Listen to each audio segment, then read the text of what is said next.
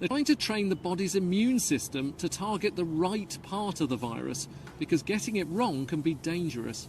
We know that historically with coronaviruses, that if you do vaccinate with the wrong kind of vaccine, for instance in domestic cats who have a similar viral infection, that you can make the disease more severe.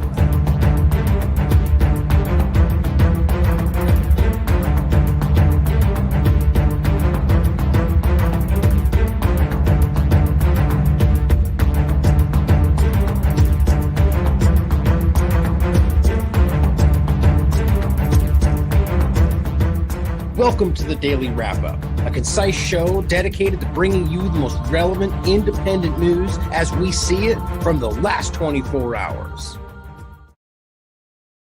December 16th, 2021. Thank you for joining me today. Fantastic show planned for you today.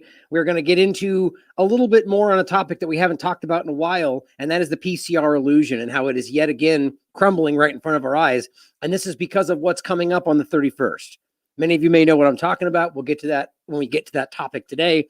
We're also going to be talking about the illusion that is the pandemic of the unvaccinated and how Omicron is being shown specifically in pretty much every location to be almost entirely vaccinated. And then, of course, the other parts of that unknown percentage, we also have to remember that there's a huge gap in the not vaccinated versus unvaccinated group where a lot of people are unvaccinated who are either one or doubly, I guess, injected these days, or possibly even three, depending on where you are in the world, and you still go down as unvaccinated. We're going to talk about a little bit in regard to some interesting topics of the not the collapsing athlete topic, but something that ties into that. I'll leave it at that, and we'll get to it in a minute. And then, of course, we're going to talk about something in regard to air-powered vaccines, as well as powdered vaccines, and it's one and the same. We'll talk about this today and how alarming this is. I actually put off an entire conversation about nanotechnology and the information and the technological advances they've been making in this exact field for another day, because that's an entire show. Possibly the next show that I do will be that entirely. But to start off today, before we get into the illusion that is the entire COVID-19 pandemic, I want to make sure I shouted out a couple of things I put up today that I knew you were waiting for. A lot of you in the chat and the community that I only just got up today that I did a long time ago. And this was some of the new songs I put out on our TLAV SoundCloud. Now, I also made a playlist here. So this is kind of like the de facto first TLAV album, essentially. I uploaded three new songs, three new songs, two of which are covers and one is my original. And I just wanted to throw that out there for you guys to check out. So these are all things that are really important that tie back to my, things that I wrote most of these before we ever got to what we do today. And as you all have seen specifically from Money Game, it's something that I wrote a long time ago that really ties into today, as well as American Dream, and how it's been in me for a long time. Now, I just hope you guys can check those out, enjoy them. One of the covers is Love Is My Religion, a Ziggy Marley song, which I really, really like. The other one is Nottingham. If you guys aren't familiar with this song, this is one of the most impactful songs on my childhood. It's a song from Robin Hood the cartoon, and it's one of the most emotionally impactful things that happened to me. Like, it just at a very core level, it impacted me, made me sad, and I didn't understand what I was feeling. And it's a really sad song part in the movie where these people are being put in chains because they don't do what the sheriff tells them, and it's visceral. And you listen to it, and you'll get what I mean about why it feels connected to today. And how it's obvious the song essentially, there's good things everywhere, but not in Nottingham, and that's the idea. I feel like that's where we feel like it's happening today, or at least that's what they want us to feel. Please enjoy the music. This was just left out from before. Now, one other thing I wanted to shout out was a Substack from Technocratic Dystopia, doing some good work in general. But this was one thing that I wanted to make sure we shouted out because they included our song in this, as well as a bunch of other people that we've been shouting, pointing to Lucas Lyon, Savad, great musicians out there. He actually has part 2 that just came out. Anyway, our song is in there as well. Please check this out. The whole focus is about rebel music, and I love it because it's important today. Whether that's music or comedy or art or whatever it is, these things impact the direction, whether we realize it or not. And you have to support those that support you, right? Now, a couple of quick notes on censorship and manipulation around COVID-19. I think you guys would find this very relevant. Orwell in the chat, who actually is currently, it looks like just joined us. Let me open this up real quick. has been censored on Twitter in a really interesting way, by the way. And this is what I find. Mute that real quick. Sorry. There we go. Sorry, I was opening up the other window. In a really interesting way. Because they blocked her out of her Twitter account, but then changed the email, and now she's able to try to log back in, but she can't. And I found this to be really, really telling about the kind of manipulation that they're doing today. That they're not really the same as like the indefinite suspension, right? Where you're not really gone. You're just sort of censored indefinitely until they get pushed in the wrong direction. Oh, well, they're still there. We were still trying to figure it out for that 17-year period, right? Here is Orwell trying to log in to her Twitter account because they told her she was pushed out. And it's going, enter your information. She does, and it says incorrect. And you can see this, where was it? Right here. Oh, so she tries to enter the email, and it says send to an email if you want to try to unlock it for a password, and it's sent to some random email. At first, I was thinking, what, is that mine? And no, because my first name is shorter, and my TLAV email starts with a T, not an N. But nonetheless, it's strange that they would do this. What it really shows you is that they're just trying to find other ways to push people out that are doing good work. People like Orwell and Starr, and people that are helping the TLAV community and spreading good information.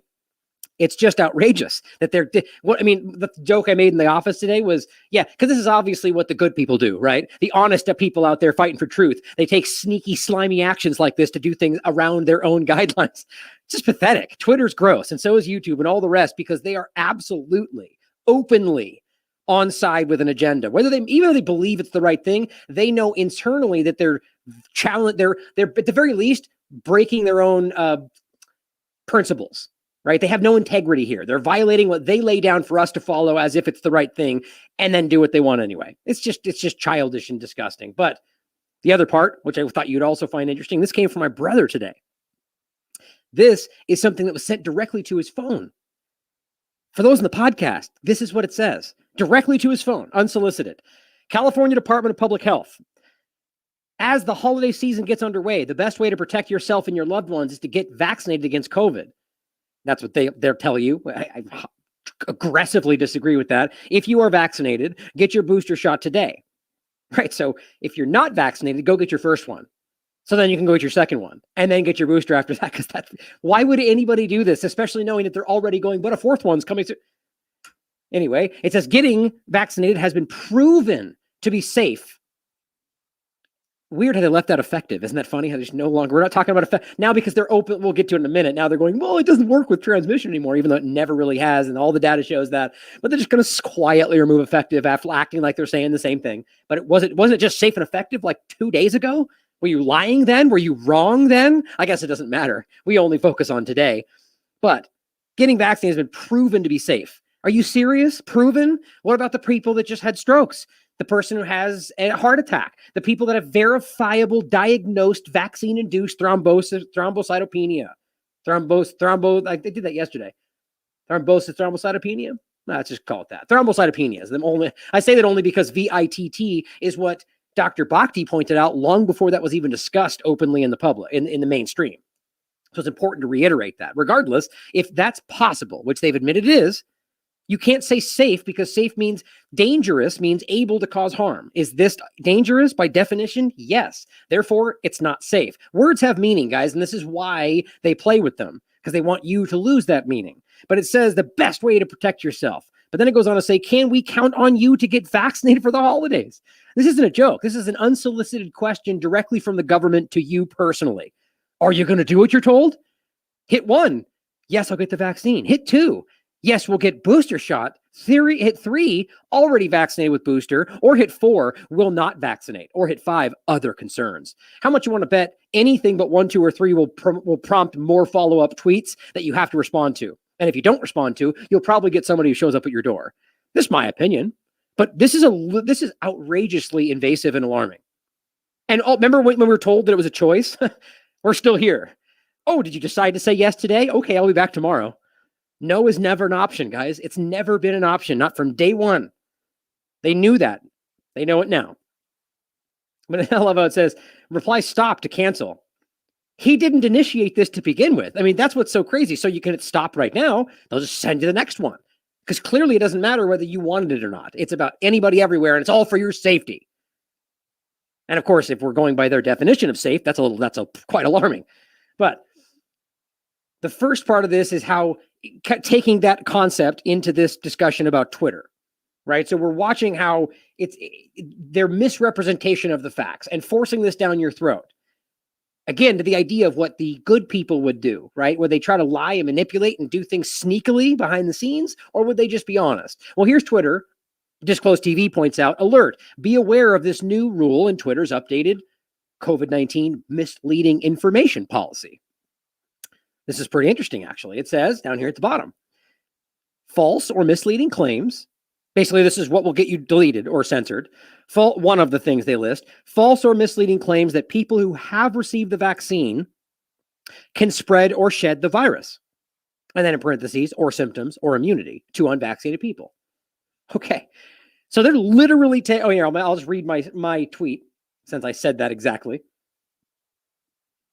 I said Twitter is openly taking the stance that it's impossible that, quote, people who receive the vaccine can spread the virus, despite that fact being openly admitted on corporate media the same day.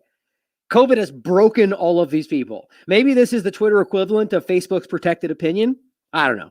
Who cares? They're all liars, and they're all obviously we're in the middle of this dissolving narrative.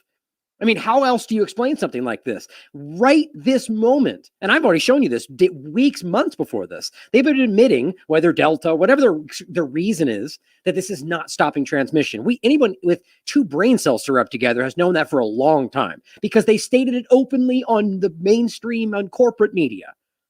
Nonetheless, weeks, months later, here's Twitter going, you can't say that people who are vaccinated are able to spread that virus because that's fake news, according to Twitter. It's just silly.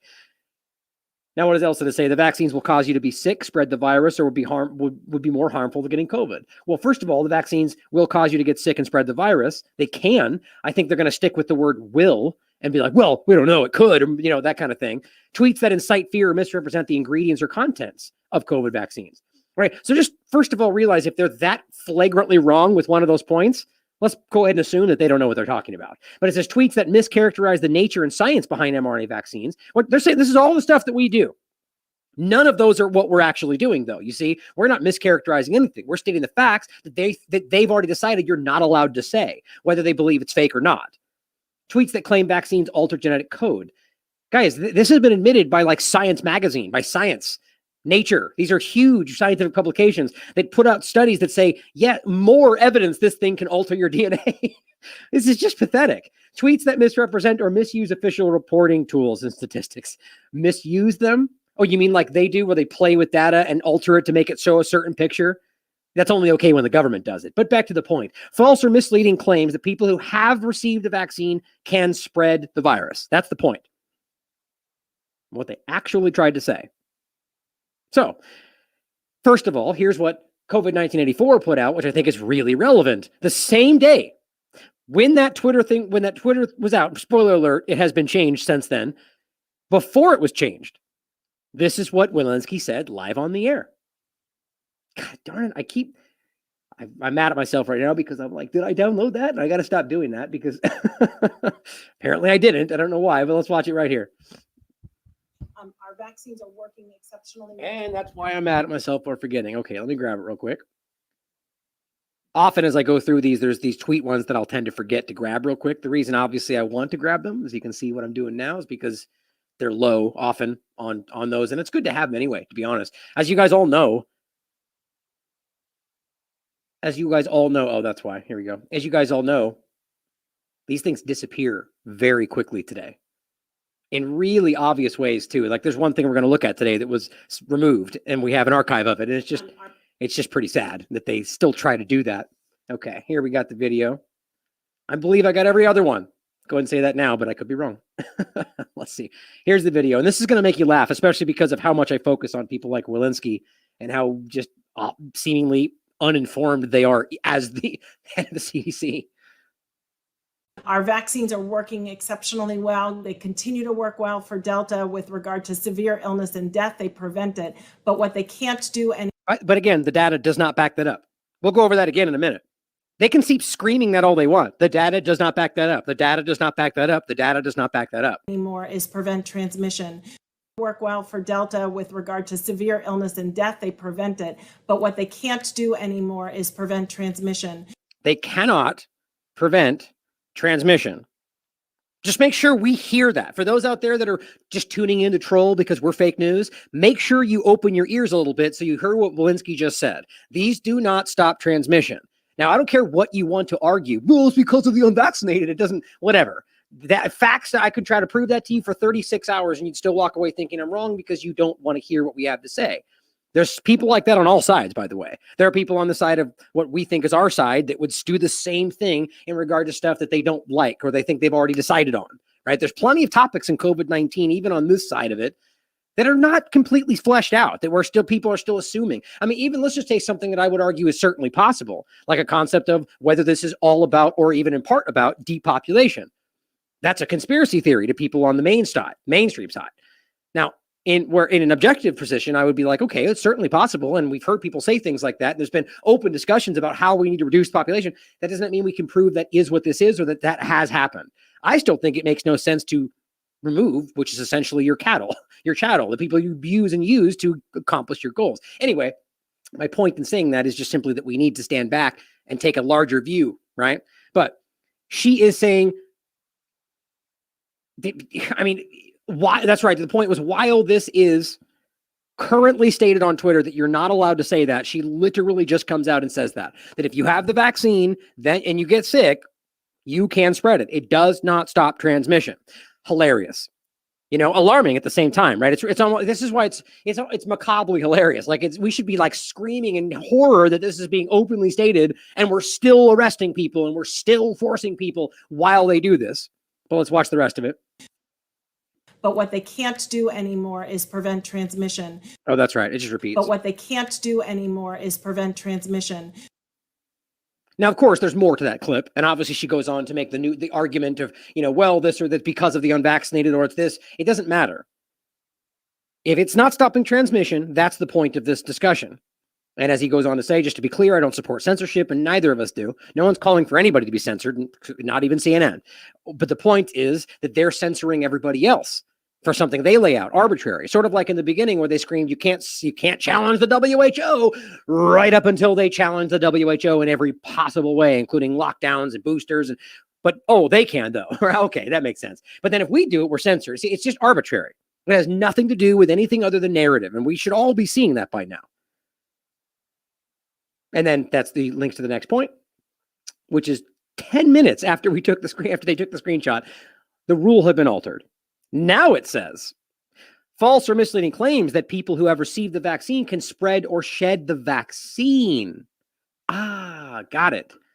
Okay, so now we're going, and by the way, that's not even a false or misleading claim. You know why? Because Dr. Warren, who is the discoverer of this mRNA, literally spoke up on Twitter and said, obviously this can shed.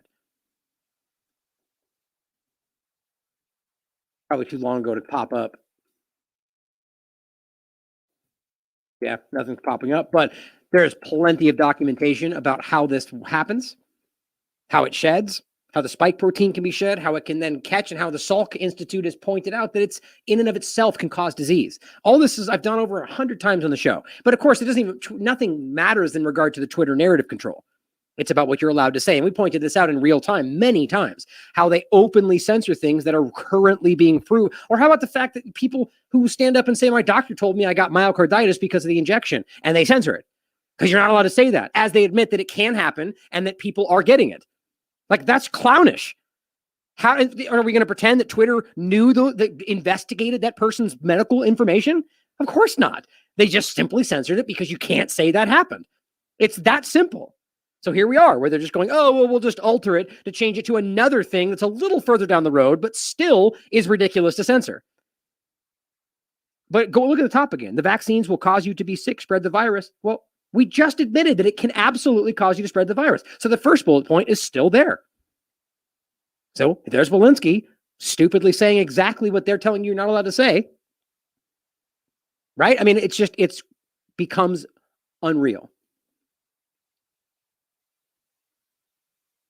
Before the rule was changed.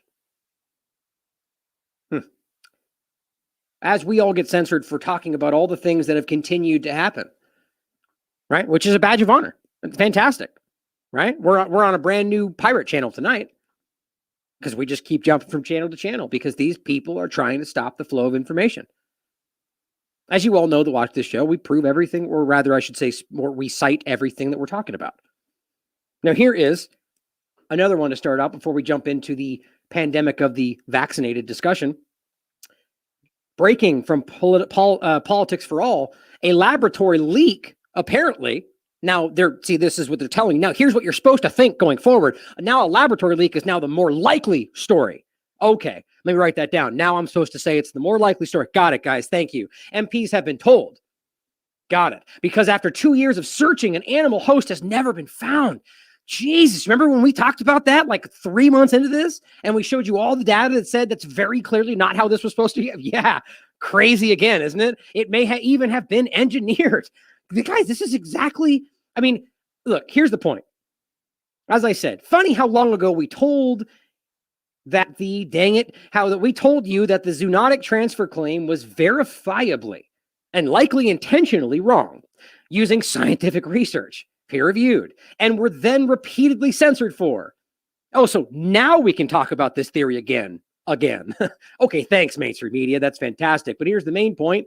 I still feel quite strongly that the lab leak theory is the cover-up.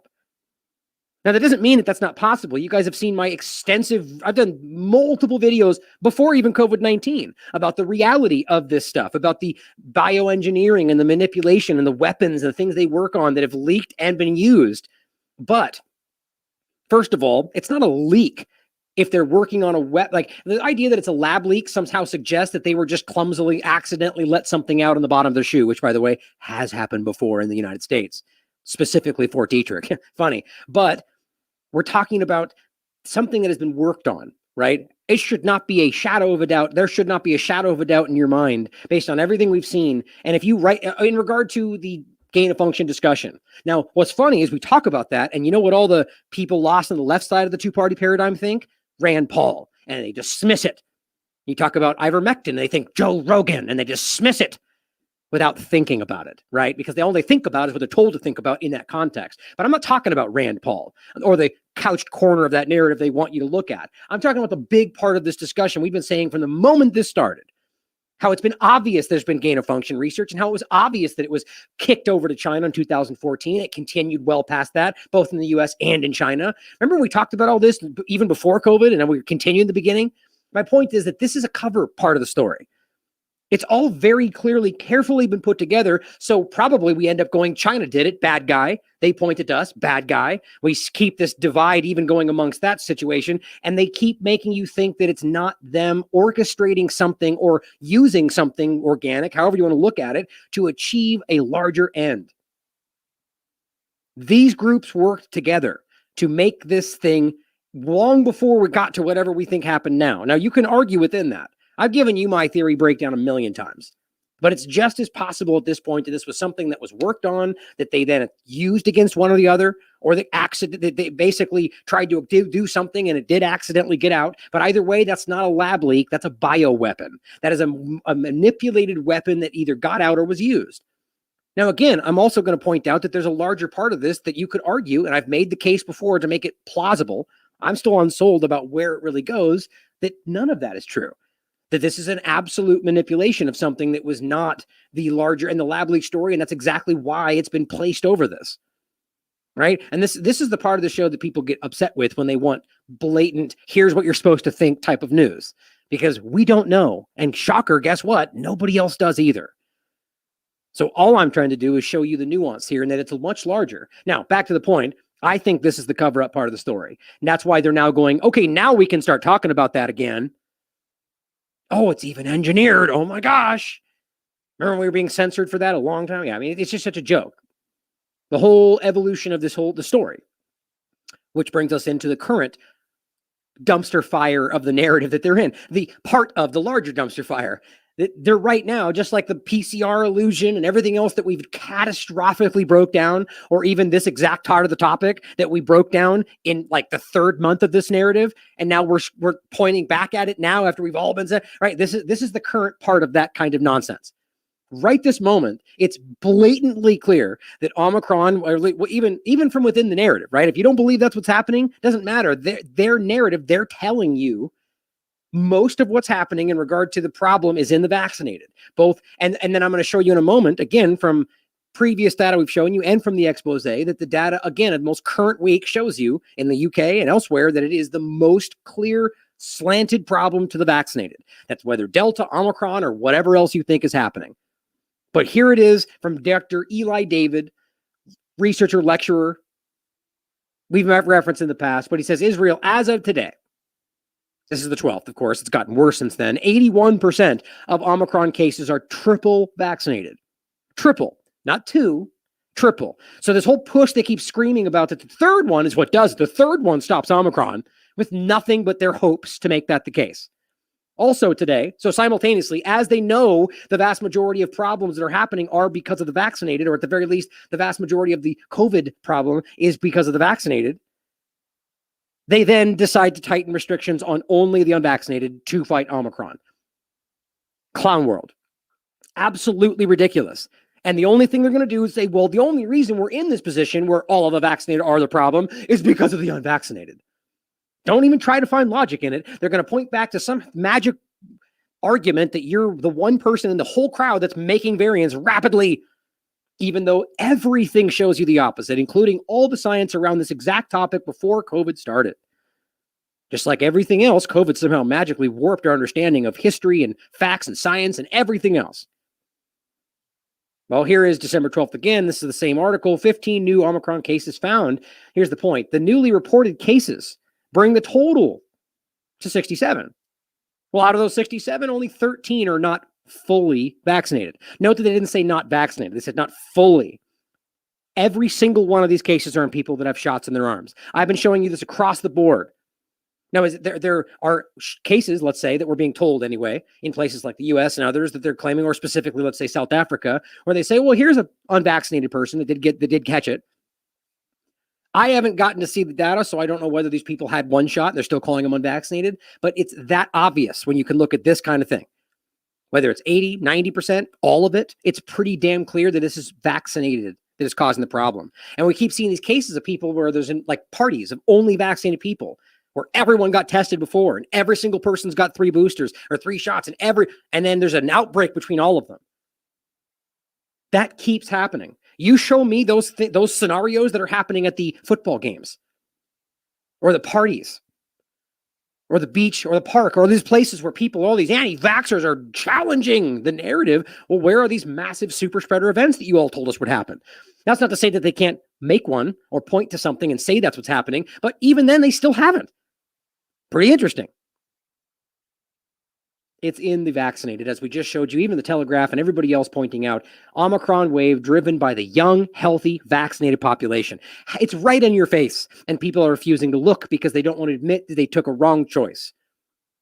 Here's the expose. Whilst you were distracted by a Christmas party, the UK government released a report confirming the fully vaccinated account for 4 in every 5 COVID deaths in England since August.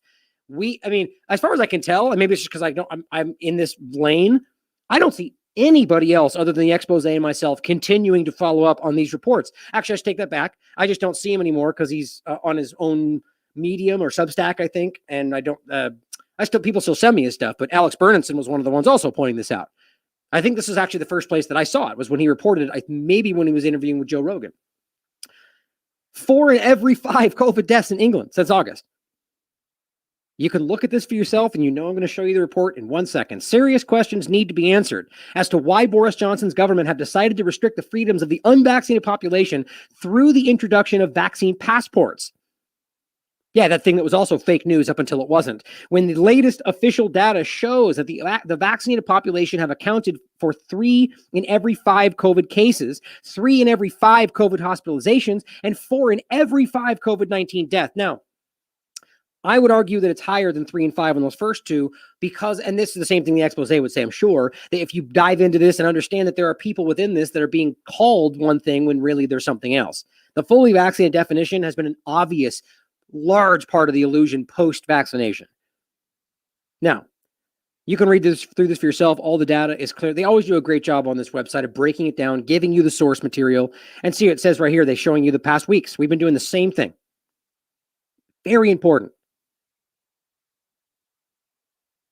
Here's the data. Now, again, try to do this reasonably quickly just to break down the most important parts. This is week 46 to 49.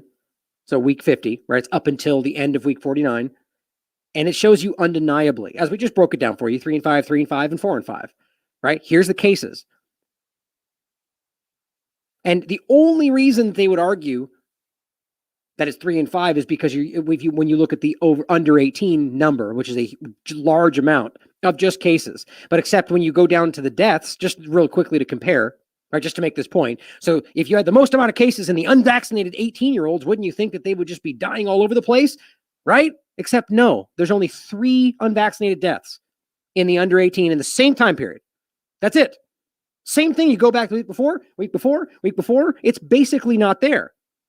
Okay, so explain for me then how if there's 312,000 cases in the under 18 in the same time period, there's only 3 deaths? Yeah, doesn't that continue to bolster exactly what we keep telling you? They're not at risk. They're not at risk. They're not at risk. This is something that is dramatically lower than the flu. So my point being, you remove those cases that are nothing in regard to what's really happening, and you see that it's dramatically slanted on the vaccinated. Weirdly enough, the cases are always heavily slanted to 30 to 39 category.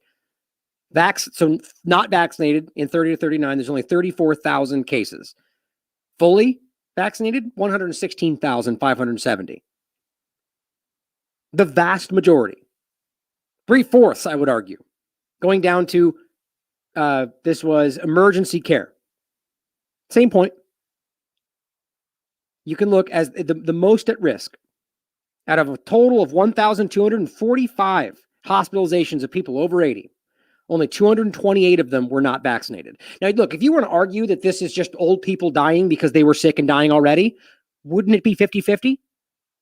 Right? Or how about slanted towards the not vaccinated? Because aren't they supposed to be more at risk with the not vaccination? Like, there's no way you explain this data. Fully vaccinated, there's 985 over 80 deaths. Only 228 not vaccinated. At the very least, it should be 50-50. If you keep telling us that this is supposed to be helping them, if it's just a roll the dice, if they're old and may die naturally or with other comorbidities, it should be 50-50, or at the very least slanted on the side that they're supposed to be more at risk. Nobody cares to dive into this. They just make up some weird hand-waving argument, say, nah, you're fake news, anti-science, whatever. Okay, take a step back, 70 to 79. 1,206 total hospitalizations. In the fully vaccinated, 839. Not vaccinated, 315. We're not even including the only 1-dose versions. It's only another 50 or 60, but it matters. Basically from below 30 and down is where you have people that are slanted towards the not vaccinated problem. But that is a small amount. The vast majority are on the side of the vaccinated. It's this clear. It's just this clear. Here's the deaths. This is the most obvious. 1,422 total deaths over 80.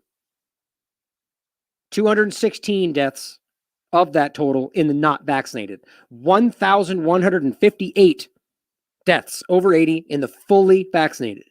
Same point. Shouldn't that be 50-50? Or very much so slanted towards the fully vaccinated with less numbers, if that was the case? There's just no explanation there. You can't pretend like they're just normal old people dying when there's so few happening in regard to the not vaccinated. This is people getting the injection and hurting themselves, increasing their issue because they already have comorbidities. And that's the point. Only 6% of the entire total death count in the US, at least when they took this study, were people with only COVID. Every other one had at least almost 3 other comorbidities. This is a pandemic of the injected. Don't forget that that doubles your risk of cardiac event. I'm sure that's great for elderly people. It increases your risk of infection by catching COVID by 50% within the first 7 days. That goes on to be a positive increase for the first 20 days. So you have an increased risk of catching in COVID for 20 days. On top of that, it suppresses your immune system while that's happening. Lymphocytopenia. But let's pretend like, and these are all verifiable facts, peer-reviewed science that have shown you this is clearly happening. And let's pretend like none of that has an effect on their health. Painful to look how obvious this is. After 60 days, it only gets worse. Same death count, 60 days. 1,832 total over 80, only 234. That only went up 30 days. Look at that. 216 down here, 234, 30 days later. That's both not vaccinated. I mean, good God. What is that? Another 18, 20, something more? I mean, guys, look, it's just crazy. And that's 30 days, but look at the other number. It went up from 1,158 in the fully vaccinated to 1,538. It's the saddest thing I've ever seen, that we can be staring at these people suffering on paper in clear writing, and we're told we're crazy. And they keep forcing it on these people. Oh, just get the third shot because that does everything. Well, that's not true, though. Right? We're watching these people with 3 boosters get sick, triple vaccinated. So they're lying to you, or they don't know. I don't know what's worse. But here's the Jerusalem Post again from the 13th telling you, well, the third shot that they're screaming is going to work, or Fauci says he hopes it will work, likely going to work for you, is already being shown in studies that's 4 times less effective against Omicron than Delta. It's not, so at the very least, it's dramatically less effective than what you thought was happening before. And before, that data also backs up the same thing with Delta and everything else. By the way, remember, they're still telling you Delta is the predominant issue, so that's still, that clearly is relevant to Delta and anything else. So, there's the science. Are we trusting the science? Apparently not. Javad says you're not vaccinated fully until you've got 3. Even though they just admitted that it's not working and they're already pushing the 4th shot. But yeah, go ahead and get the next one.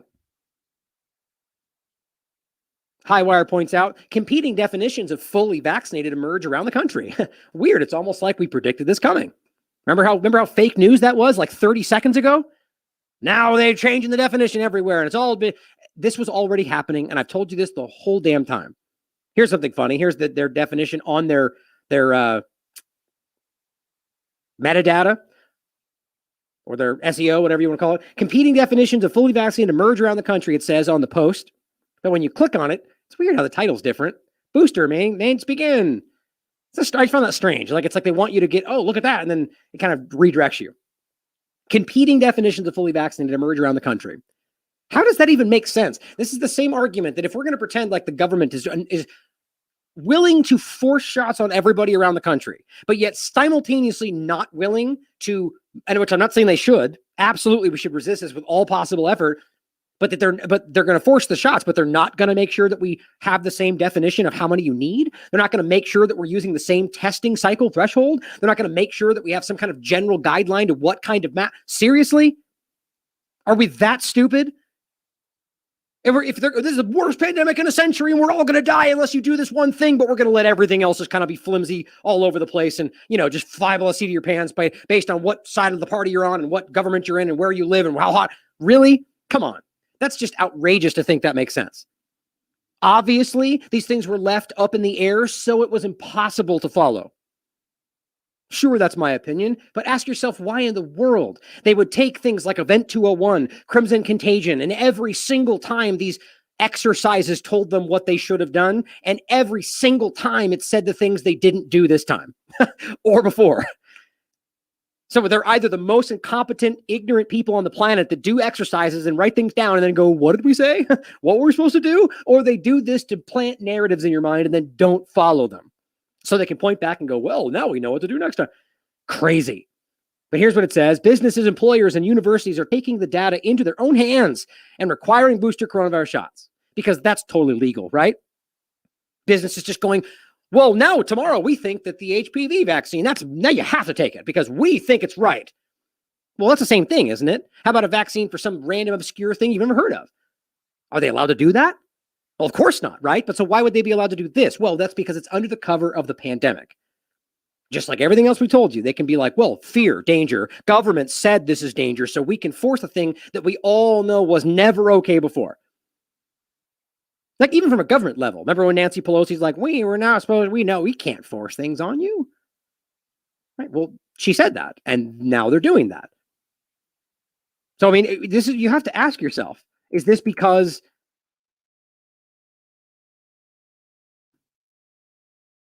there it is. Is this because, oh no, that's the, oh, I guess I don't have it. No, who cares? If she can stand up and say that we can't force this on you in the beginning, and now we're watching it happen, is that because she was wrong? She was lying? I mean, again, it's your choice, but it's obvious that that's because they wanted to calm your nerves. And at some level, they were thinking, well, we might do it. Probably at some level, they were thinking, we're going to do it soon. We don't know when.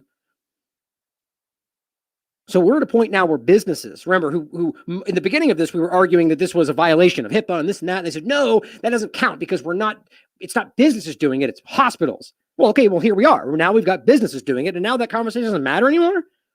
Does it matter that we have rights or that we have medical freedom or medical privacy? Of course it doesn't matter, because that was never something that mattered to them. This is called the boiling frog, the totalitarian tiptoe, right? It's something that Jordan Peterson talked about in the past. And this is about incremental increase, slowly, right? One small step at a time until you don't realize how far you've come. It's a very important thing to understand. I wonder if this was it. I had a clip of this. I just don't understand how it gets to the point where... Yeah, here it is. Let me try to grab this for you real quick. My brother sent this to me. I just don't understand how it gets to the point where... things get... I could just play the audio for you if I can't grab it, but let me try to download this really quickly. There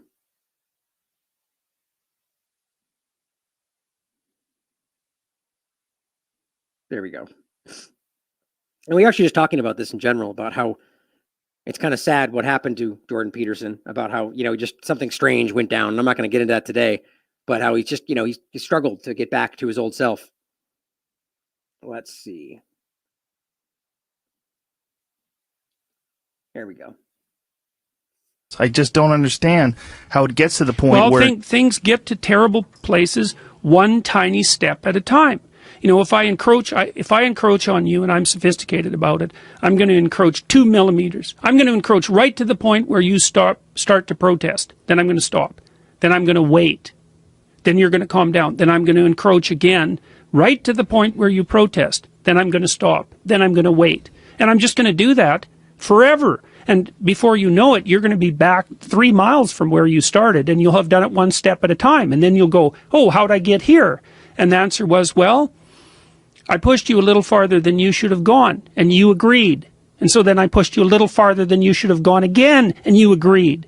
And if anybody's interested in this sort of process, and this is a horrifying book, if you want to read about how this process works, you can read a book called Ordinary Men by Robert Browning. And it's exactly the point. James Corbett's talked about this a lot. Plenty of us have talked about this. This is the concept, right? It's about slow incremental steps that you accept because you don't want to look like the un-American one, or you don't want to look like you're racist, or you don't want to look like whatever the narrative and the push behind it is. And here we are. 15 days turns into 2 years. Forced mask mandates, forced injections, lockdowns, climate change passports. I mean, this is all going forward. I mean, it's that clear. We need to realize this is one of those incremental steps. Now they are basically allowing local businesses and employers and universities to decide for themselves what they'll force on you. Now that won't be allowed, by the way. If it was in some other context, they couldn't just up until tomorrow decide, well, we're going to force you to take, I'm trying to think of some random vaccine out there that no one's even heard of. Because people would protest, and then people would say, well, that's not okay. And they wouldn't have the momentum of the pandemic behind them and the irrational fear that they're pushing into people's minds. But it will be okay once they set the precedent for the next pandemic. Then it'll be pushed. This is wrong, illegal in every possible way. There's no legal groundwork for why a business or an employer or a university can decide to implement their own mandates for injections, for medical injections. Now it says why it matters. 3 shots work better than 2. False. At preventing infection. Not really though. Right. So 3 shots clearly doesn't. If it's 4 times less effective than what we were dealing with before, that by definition then makes it 4 times less better effective at preventing infection. Come on, guys. And by the way, she literally just says that it does not stop transmission. They're just towing the line, guys. This is what I keep showing you, that we're on the cutting edge of the information, as a lot of the independent media is. But here we are where she's admitting to you that it doesn't stop transmission. Right? So Axios here, I guess, hasn't got the memo, and they won't know until other mainstream reports that we're allowed to say that they're saying this, or it gets mass adoption. I don't know, however you see it. But here they are still going back from 6 months ago, especially against the Omicron variant. Nope. In fact, it's been shown dramatically lower. That's what we're talking about. But competing definitions of fully vaccinated based on where you live or work will inevitably confuse people. Right, because that makes sense. You know how easy it would be for the government of the federal government to be like, this is the fully... And then you would even argue that there'd be local governments that would say, we disagree, but at least there would be some kind of statement. Now, I'm not arguing that's what we want or should happen. I don't think they should be there at all, to be quite honest. I've said that many times. I don't believe in government in general. But what I'm saying is that if they did that, then that would remove all of the confusion, wouldn't it? It'd be that simple. So why do they let this go forward? Because they want this to be confusing. Because then they can play with the fully vaccinated definition. Driving the news, booster requirements are steadily rolling out across the country, even though the federal definition of fully vaccinated hasn't yet changed. So they're making up their own rules on their own, just deciding to do, we're going to just make this happen. That's how broken and off the rails this is. I mean, just take a step back from COVID clown world. Go back to 2010 and ask yourself if it would have made sense to you that a business, let's just say Netflix or whatever, just decide, you know what, we're going to force our employees to take this shot. That's it. Would you be like, that makes sense? Because they have good reason. Here's their explanation, and that makes sense. No, nobody anywhere ever would have been like, yep, that makes sense. So why does this make sense now? Because of fear. COVID updates, Moderna and Pfizer boosters are likely to offer substantial protection from Omicron, Fauci says. Well, here we are, them going, absolutely works better and definitely helps you. Fauci said, likely. You know what that means? I don't know.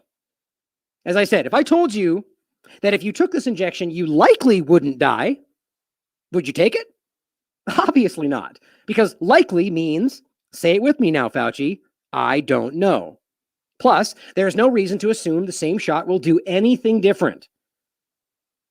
And somebody responded, making an obvious point that will then go into some more of the vaccinated problems here.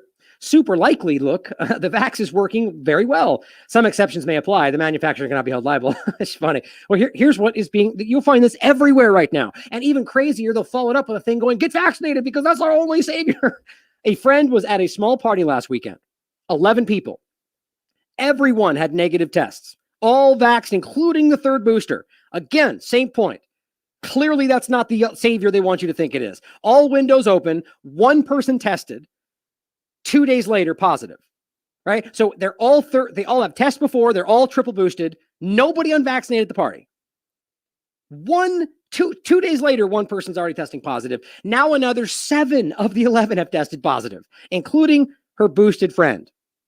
Plus 2 out of the remaining 3 have symptoms waiting for a PCR test. That's all but 1 in a fully vaccinated crowd, all tested. Seriously? This is being ignored on a mass scale. Here's France, who has officially, as the tweet says, set a new high in cases. 4.5 months into vaccine passports. 19 months into their mask mandates, with 92% of adults at least partially vaccinated. But at least politicians and experts are still pretending vaccine passports and mask mandates can slow the spread, right? It's never been more clear than right now. And this is why they're so aggressively trying to get the unvaccinated part of the control out of the study that's your real world experience right now. What this shows you, first of all, the orange line is people at least 1 dose, over 90%. Look at how long ago mask mandates were put in place. And after the mask mandates is when you see these huge spikes. And as well as that, you see the vaccine passport, same thing. An aggressive spike and then a random drop, which I think clearly has to do with if you're believing parts of their narrative, the Omicron part of it, right? Where that was very clearly not dangerous. But then of course the passports and the vaccines continued to be pushed because of Omicron and because of the passports. And then we see a huge spike in problems. Why? In my opinion, because of the injection. Now, look, you could disagree with me, but then please explain for me how pretty much every single location with the high vaccination rate sees the correlating spike. You can't just keep pointing to the next discovered claimed variant to justify what's happening currently because the timelines don't add up. What does is every one of these locations, some of the 4 of the 5 highest transmitting locations in the US are the highest vaccinated in this country. And I think it was 3 of the lowest transmitting or some of the lowest vaccinated in the country. Nobody wants to talk about that outside of the independent media. Now here, Manchester United versus Brighton Premier League fixture postponed amid COVID outbreak. Again, we have a massively high vaccinated entity. Remember, all these people are being forced to be vaccinated. That's what we're seeing people drop in the middle of these games. Okay. So explain for me why there's a massive outbreak, right? I mean, this is everywhere. But here's the most upsetting part. Manchester United and Brighton. Harry Maguire backs the Suns, jabs Army, and calls on you to volunteer. England and Manchester United. Ace Harry Maguire urges Brits to join, and then we see this happen. Pretty interesting to see those follow-ups, right? And then, of course, Javad goes, excellent! He's absolutely right! The jabs Army, which is so crazy alarming, have been vital in the phenomenal rollout. Getting your boosters never been more important. Right, they just keep looking at this, right? As they all have an outbreak. But yeah, keep getting your booster that doesn't work, that continues to have a problem, right? That they're having outbreaks with all the people that are triple vaccinated. It's insulting to your intelligence, guys. It really is. Now here is Germany's new chancellor, Olaf Scholz. We won't tolerate extremist anti-vaxxers. This is where we keep telling you this is going to shift to. And they've already made many steps in this direction. It's going to get worse. These people are, what's the right word for it? It's almost evangelical. Like these people are like obsessively like this is a cult. They believe this is what he's about to say right here is basically framing anybody anywhere. Remember, they've already said that if you just agree with somebody else not getting vaccinated, that you're also an anti-vaxxer. So anybody who just doesn't agree with passports, forced vaccinations, even who have 2 shots already, are in his mind extremist anti-vaxxers. Remember, there's a huge portion of people that just got pushed into that category because they don't want their 3rd shot. They're extremists in this person's mind. We will oppose this tiny minority of haters who attack us all with torchlit marches, violence and death threats. Oh, okay, so people protesting, attacking us all with their protests. Right. Or how about we just point out that there are people that are giving death threats anywhere all the time about anything. Happens all the time, especially with politics. But then they only really point at it when they want to use that. They get death threats all the time. You can look this stuff up. But now he's going to point at certain death threats aimed at them about the vaccine or whatever else. And then just without any evidence, just broadly lay that over anybody anywhere that doesn't want the injection, because that's intelligent, right? That's what this is the Chancellor of Germany doing that. These people are manipulators, guys. There's an agenda, and it's clearly being laid on you whether you like it or not. People who are openly pro-vaccine that don't want these things for whatever reason. They're extremist anti-vaxxers. This is alarming. This is Red Scare type stuff, 1984 type stuff. This is way farther than we thought. Well, I shouldn't say that. I think a lot of us saw this coming, but this is so much farther than they ever pretended that they were, right? I mean, this is what they always were, in my opinion. This tiny minority of haters who attack us all with torchlit marches, violence and death threats. With all the means of our democratic constitutional state, our democracy is a robust democracy. Oh, great. So our democracy relies on suppressing the rights of its citizens. Cool. Democracy. Yay. Michaela, does this signal a more hardline approach towards anti-vaxxers? Absolutely. I mean, again, even just the repeated use of that term as a broad concept, right? I mean, it's, this isn't about a race, but the same exact concept in a racial setting is racism, right? These people are clownish. These are they're hypocrites, right? Like they're cartoons of themselves, right? It's like they have no sense of themselves. They don't understand, or maybe they do and don't care, that what they're doing is literally the opposite of what they're always arguing is what we should be doing. They know this. Looks like we're losing our stream. Let me finish this clip in hopes that it comes back. This is a change of gear. Clearly, this signals that the days where the government, regional governments, tried to integrate those dissenting voices would be over. He said that there simply was not a split in German society, that this was a very small minority of people who take an extreme approach on this. And okay, so here's the point. He's saying, well, originally people wanted to fold in the other side of the argument. Right. Like actually have a conversation. No, that's crazy anti-vaxxer stuff. You shouldn't research. You shouldn't have a debate. You have the answer and they're wrong. End of story. That's democracy. Right. That's just how ridiculous this is today. Like she's literally saying that we decided not to include the other side of the argument because that's only because the leader says, without any evidence to back it up, that nobody thinks that way. That's only a small minority. Trust me, I'm saying it. That means it's real. So shut down that side of the conversation and we're going to force these extremists out of our... Yeah. This is exactly where we're going everywhere else.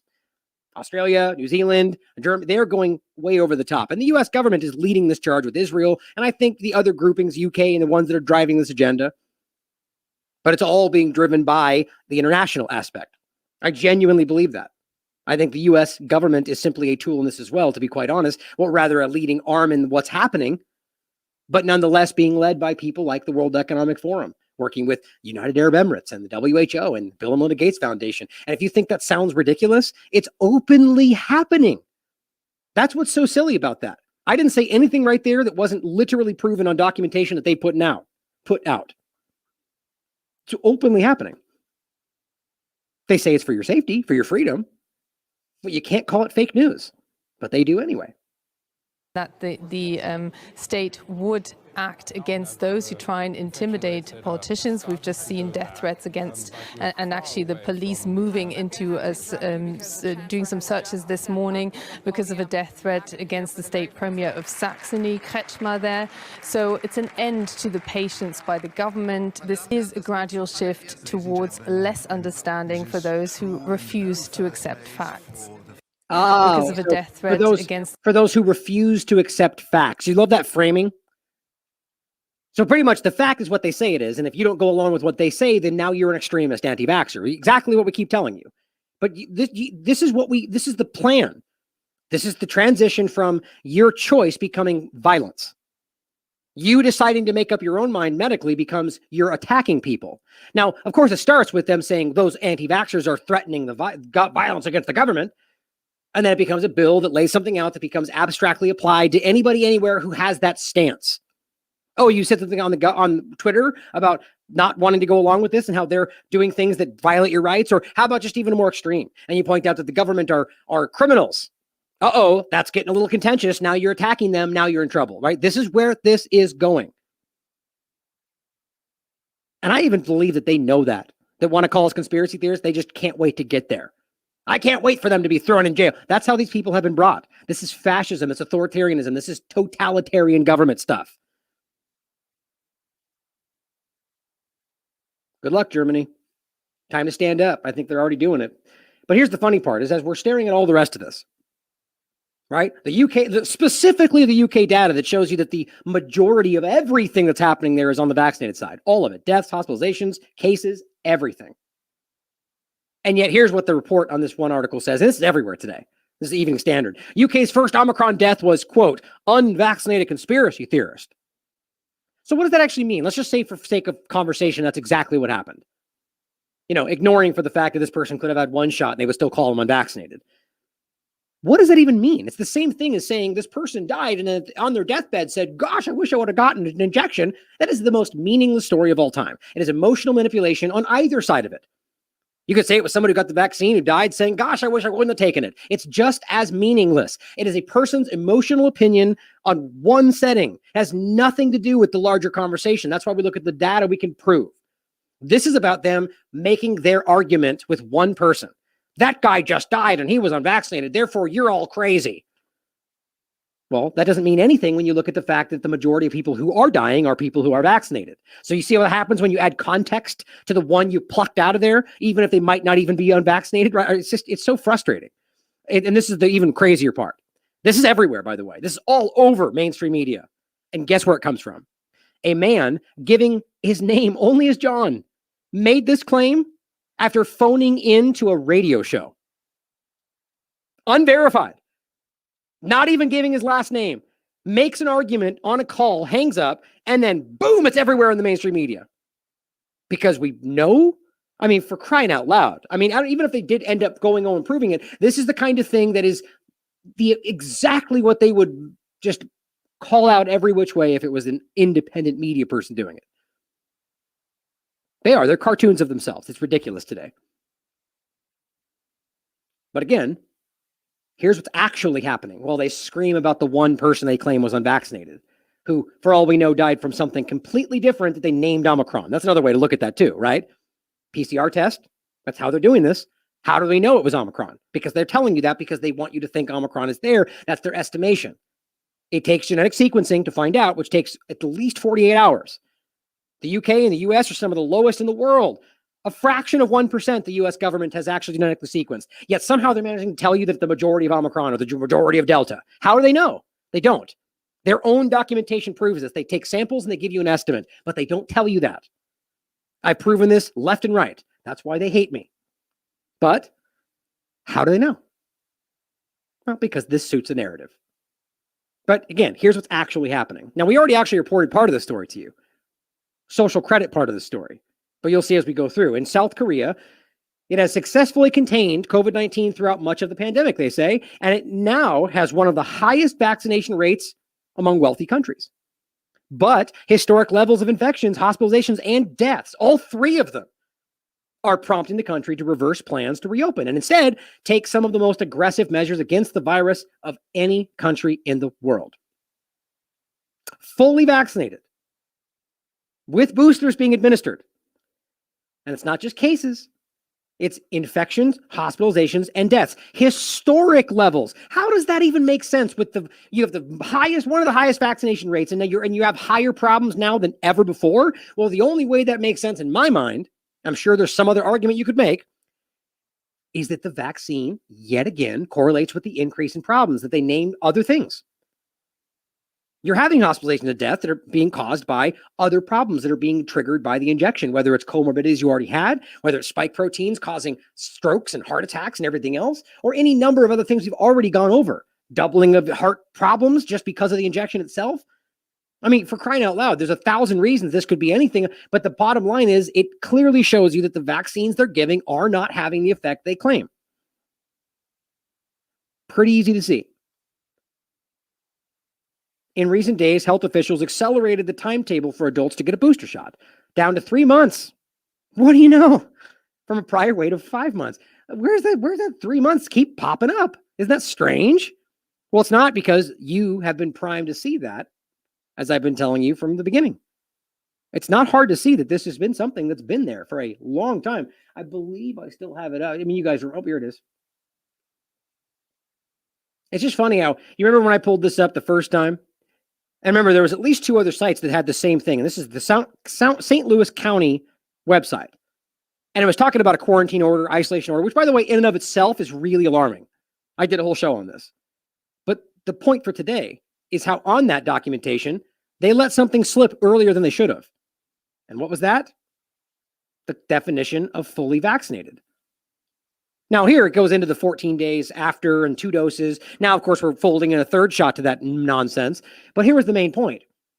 After the first part of it, where 1 shot in 14 days, 2 shot in 14 days, it says additionally, after 3 months from the dose, a person is no longer considered fully vaccinated. Now, we made a big point about that. Then they rushed to delete it. It's not there anymore. All of them went down like the same day. That's not by coincidence. I was only able to archive the one. If you guys find more, please send it to me. Now, the point is, this is showing you what we've all continued to find. All of it, from Israel to the UK, they're all getting back to this 3-month discussion. And why? Do you remember that long ago? Because the Israeli information showed you that after 3 months, it basically drops off to nothing. So they have known. There's no reason that would come out like that and then be pulled back if there wasn't some already foreknowledge here. That's my opinion. But going forward, now they're putting it down to 3. So now in South Korea, every 3 months, booster time. Right? Why would they talk about down to 3 months for the booster if there weren't going to be more after that? Because most of these people have gotten these things a long time ago. Now it says teens now must get vaccinated by February or face penalties. The least at-risk group. 1 in a million chance, according to Oxford, of dying. And here we're going to force them to take the injection. That's clearly increasing their risk and that they don't need. Starting next month, one South Korean city will use facial recognition technology, and this is what we already reported, to automate contact tracing as a way to speed up investigations. Now, wouldn't you love to get an insight into that computer system and realize that everyone they're tracing is vaccinated? Now, they'll never show you that. Most businesses will soon have to close by 9 p.m. because that makes no sense at all, right? Because at 9:01 is when the virus comes out, right? Goes on to say, some 81.5% of South Korea's 52 million residents are fully vaccinated. By contrast, the vaccination rates stand at 61% in the US, 69% in the UK. Anybody want to explain that? Right? Why aren't the US and the UK in the same or worse situations? Wouldn't that make sense if their narrative was all sound? Don't even try to add these things up. That's why they want things to be different tests over there, different tests here, different levels here. They'll decide for themselves because you could always just argue, well, there's caveats here. What that shows you, if their narrative is what they tell you it is, that we should be in the same situation. Now, here's the discussion I go over in regard to the COVID social credit system is here. This is the first one. The show after that, I followed up on that as well. But here is the point about the safety that we keep making. Javad says the 15-minute observation period after you get your injection will now be suspended. This is not a joke. Following clinical advice? What could that have possibly been? That it's safer not to monitor people? And here's the point. We're doing everything we can to safely speed up our booster program and get more jabs and arms. Are you serious? This is disgusting. As I said, I keep pointing this out. They're saying they will ignore safety measures, which is what that is. It's a safety measure to monitor you in case something happens to you. They're going to ignore safety measures for your safety. That is the dumbest thing, and that has been a constant throughout this pandemic. We're going to rush the vaccines for your safety. We're going to force you into lockdowns and force you to wear masks for your safety. All of this stuff it's not safe and has been very clearly shown over time. Now it says, I said not a joke, as that's literally their argument when it's boiled down, that they must remove safety monitoring to hurry up the jabs because they apparently keep you safe. How does anybody honestly see this and go, that makes sense? Yeah, I looked at this. There's nothing really in here. It just simply goes over the same points. And it says, this is in light of the need to speed up vaccination. So how can they argue safely? How can he literally say that we're doing everything we can to safely speed these up? How is it even, is there some kind of counterbalance? You're not safely speeding up anything. You're just speeding it up. You're removing safety. So in fact, you're dangerously speeding it up. You're adding risk because the argument is that if we don't speed it up, there's more risk if we don't. I mean, that's what their general argument is. I just literally can't believe this is what's happening. What we're going to see here is even more things not be reported. So they're probably going to point to a drop in VAERS reports as proof it's getting better, even though all you're doing is removing people. You're going to have people who immediately drive home. What happens to people that pass out? You're going to drive home and we're going to see an increase in the vacccidents that we keep pointing out. Vaccine accidents, people driving home, getting in car accidents. People pass out days later. Chelsea Handler lost one side of one of her eye and hearing while she was driving, like a week later. This is ridiculous. These people are criminals and they are actively putting people at risk. I don't know if you want to look at this as the fact that they want to hide what's happening afterward, or they just want to see more. I don't know. I can't even wrap my mind around how this makes sense, even from their narrative, other than to, as fast as possible, get this in people's arms so we can hide what's going on. Even though I don't even think that's how it's going to work out. And RFK Jr. is pointing out that, and we've just been discussing this since the conversation came up. Health officials and vaccine makers call for boosters after studies show Pfizer's vaccine is less effective against Omicron.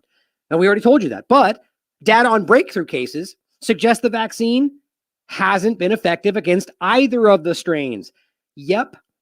That's what we keep telling you guys. The data has always been clear. These things aren't stopping transmission. They're not effective, regardless of anything you point to.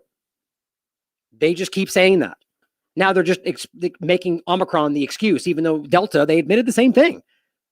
Walensky was on TV admitting Delta wasn't stopping transmission. So it's really weird that she would say now they don't. Like, she really doesn't think you're smart enough to look back like a few months? Well, on top of all of that, here's what the bot campaigns are saying. And you know these are everywhere. Same exact tweet all over the place. I'm fully vaccinated and I have my booster. No, I don't know what's in it. Neither this vaccine or the ones I had as a child. Well, that makes you an idiot. Nor do I know what's in the 11 secret herbs and spices at KFC. This is supposed to be an intelligent tweet, like a snarky tweet that shows how dumb you are. That's the stupidest thing I've ever heard. And it's wildly ignorant of their own informed consent. Here it is. I mean, it's all over the place, guys. Basically the exact same tweet. So even if they alter a little bit, realize there are people that are just, look at this one. It's got 120,000 likes, 22,000 shares. Andrew Shuttleworth. These people are either bots or they're being told what to say. It's everywhere. Now, to acknowledge the ignorance of this. So you're acknowledging that you don't know what's in this thing. So that means that you're admitting without saying it, that you're blindly trusting the government. Right? So the government says you should do this. And you go, okay. And then we're dumb for not blindly trusting a group that's been overtly lying to us for our entire lives, or a pharmaceutical company that's been caught lying about this exact situation and paid billions of dollars in fines. Yeah, you're an idiot if you think that. Neither this vaccine nor the ones I had as a child. Well, nobody knows what's in the child ones because you were a child when you got them. Your parents should have known because that's their obligation. But to compare that we don't know what's in KFC spices and act like that's the same thing is just the stupidest argument I can possibly imagine. You're talking about spices and seasonings. And you know what? If you were worried there was something dangerous in there, would you just eat the chicken anyway? The point is that we don't know what's in this thing, and there's clear reason to be concerned about it. And all you can do is compare it to eating chicken. And we're the dangerous ones. But again, I don't think this is people. Or in some cases, people might copy it and share it. But look at how this is everywhere. This is either your government or people in political positions actively trying to influence things without facts. Just trying to influence your emotional opinion. This is everywhere. And this is controlling the flow of stuff in the two-party paradigm. Now, here's somebody who might have actually cared what was in this thing, but he was forced to take it anyway. Barcelona star Sergio Aguero burst into tears as he confirms retirement from football due to a heart condition. That's right. Everywhere. I've decided to stop playing professional football. It's a very difficult moment.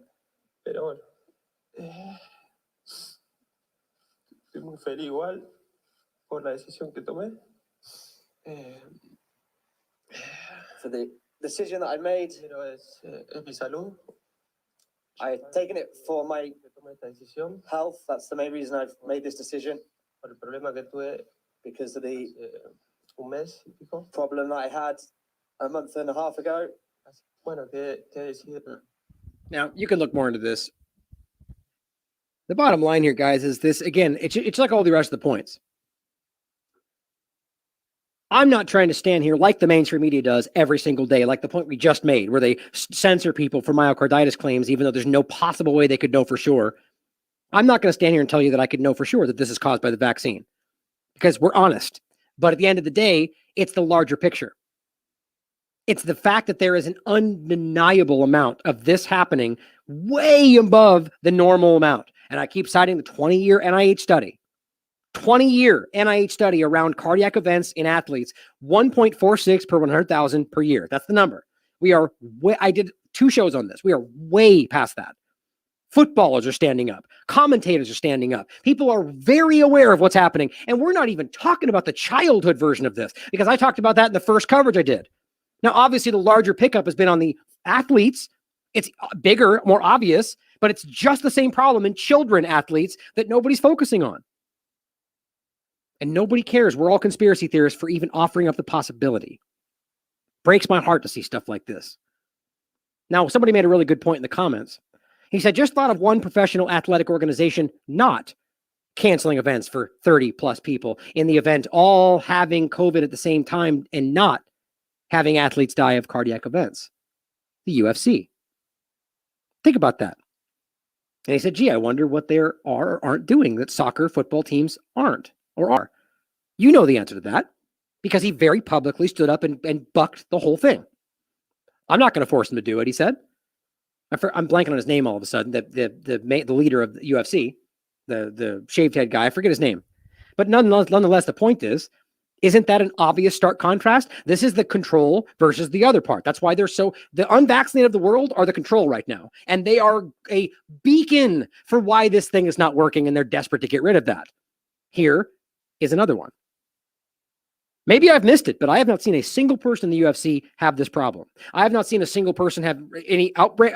The UFC has not had a problem unless I've missed it. Somebody, Dana White, thank you. Somebody please show me this. But this is an excellent point, isn't it? One of the only groups that bucks the entire vaccine program weirdly doesn't have the problems. How many more examples do we need? Now, on the note of bucking this push, and rightly so, because of the alarming things that are possible in what the government's capable of and what they're doing and where this seems to be going forward. This article scared me a little bit because of where I've been telling you this is going. Now, I want to go over this article today and just the surface points of this, but I have an entire segment, a huge segment that I pushed off today because this was already going to be way too long, but I'm going to come back to this exact topic and passports and nanotechnology and the whole tie-in with a really deep discussion about things we've already talked about and things we're going forward with, new information. Probably the very next show I do. I think I already said that today, but this is something I had to get out today. This came out 2 days ago. Needle-free powered COVID vaccine trial begins in the UK. Now, discussions of powdered vaccines, like powder, is also in this discussion. But it starts with air powered. So essentially, it's not a needle. It's powered by air. So the reason this first was like, whoa, this is crazy, because I'm like, well, what does that exactly mean? And how can that be applied in a large scale? Is there a way this could be used? Because that's always how their minds are going. As we get into the conversation I'm going to have in a future show, it's all centered around the universal vaccine, both for flu and for COVID. And that's always been happening. I did a huge topic about this right when this started, about how I don't know if it was Gottlieb, I forget who it was, but previous to this, they had been aggressively trying to make the universal flu vaccine and failed, and mRNA was in the mix and all this stuff. And then COVID came and it all worked. Or did it? But nonetheless, they're trying to jam all these things together into one thing.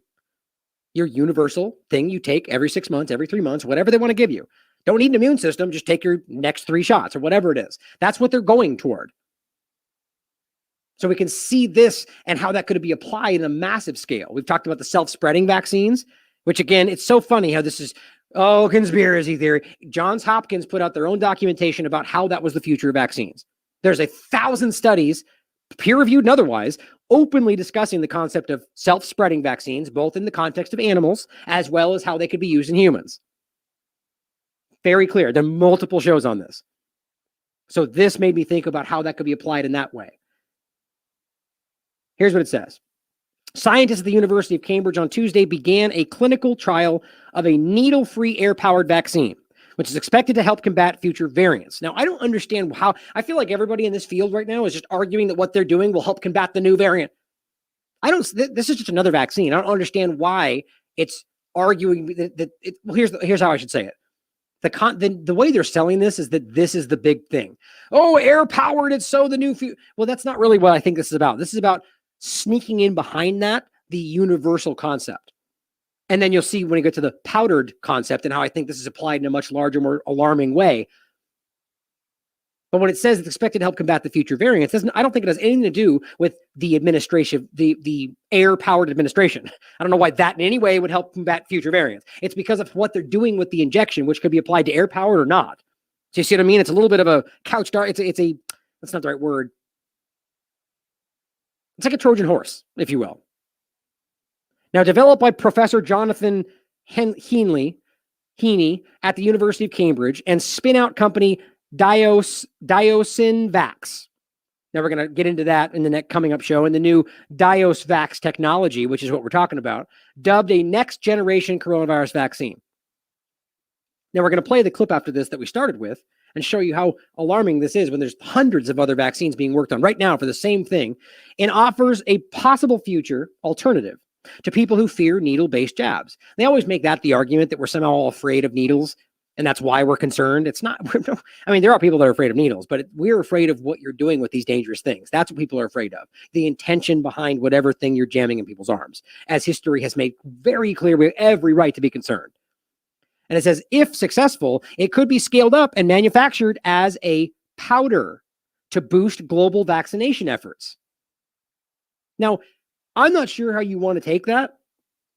I don't know why a powder, unless you're talking about mass distribution and some sort of powdered spray, or I don't know why that would somehow increase vaccination.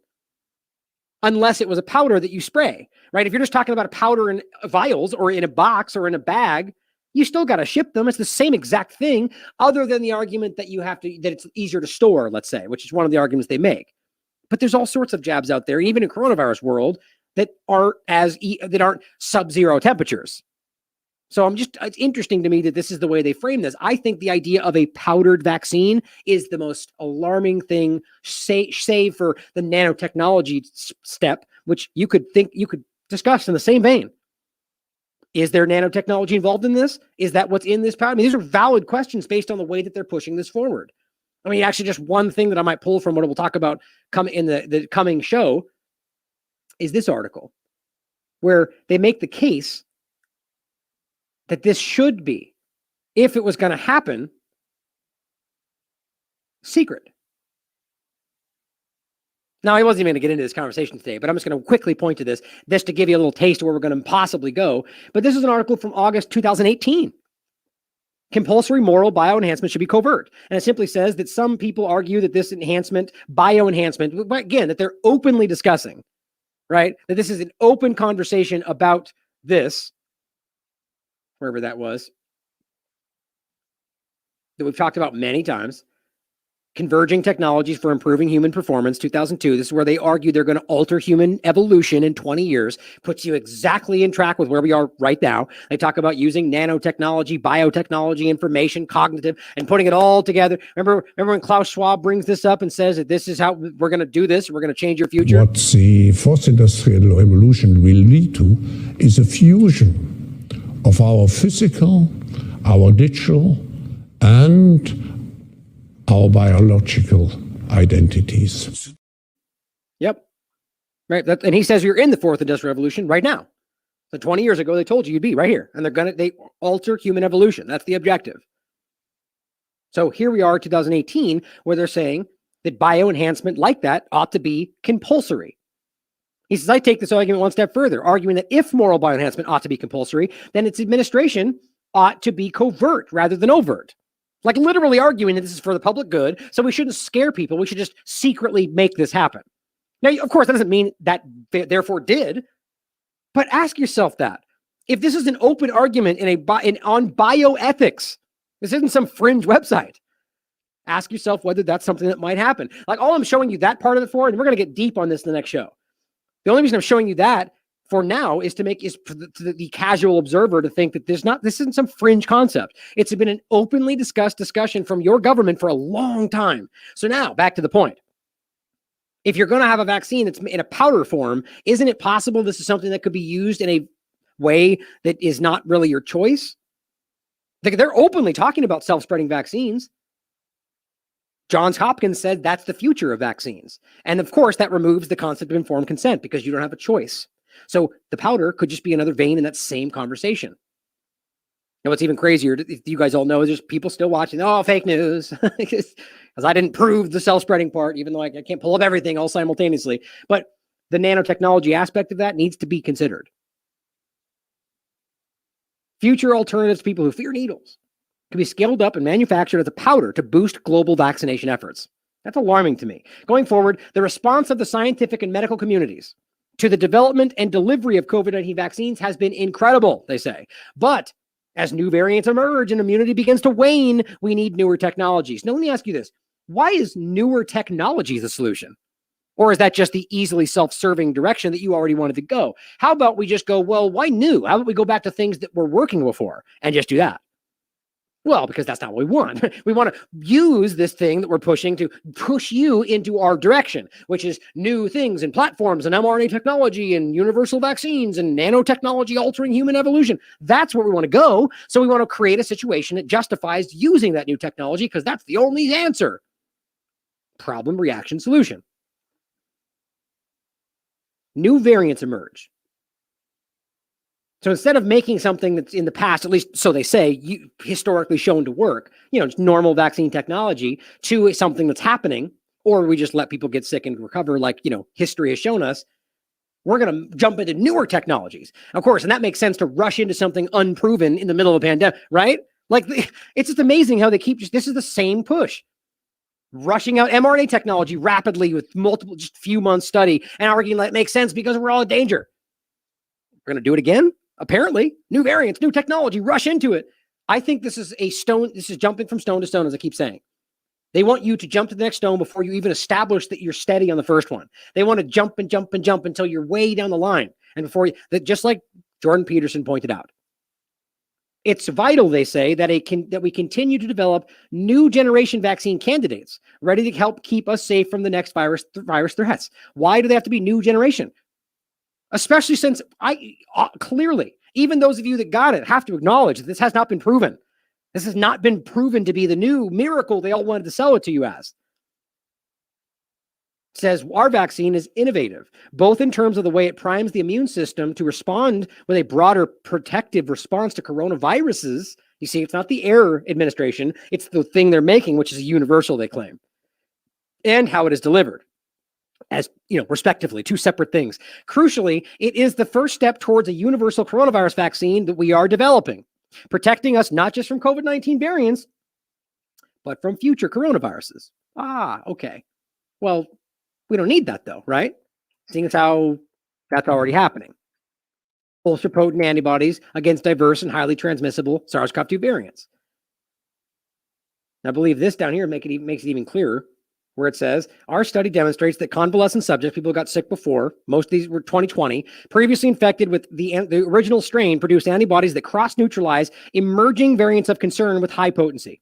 That's pretty damn clear. And it seems to suggest that going forward, they will continue to, because this goes all the way up to Delta. Now, I should add, and I had pulled this off as well. Let me see where I grabbed that. Here we go. I should add that I reached out to Dr. Malone on Twitter to ask his opinion about this. And I'll include this. Oh, that's the wrong one. 1 second.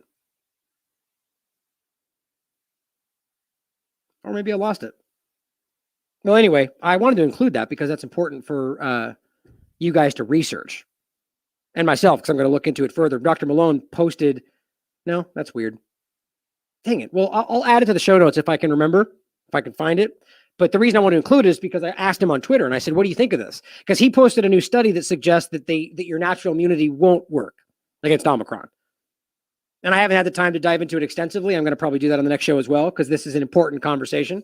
But I asked him, what do you think of this? And the other one I just showed you that suggests that the T-cell immunity is very clearly there continually for natural immunity. And he simply just said that the data, the new information suggests otherwise. And the data is king. So you could, I mean, there's valid points to be made there. I have to look into that before I make my opinion on it. But this seems pretty strongly to suggest that this is what will continue to happen. But Dr. Malone is obviously more educated on these topics than me. The point, nonetheless, is that there's data that shows that you've continued to have neutralizing effects to variants of concern, but that's never been the case in regard to the vaccine. And I've said that from the very beginning. But so when they say that you're going to make something that does that, it's just kind of insulting to realize that you've already been having that the entire time with natural immunity, and their injections have been removing those antibodies and everything else from your body, as multiple things have shown.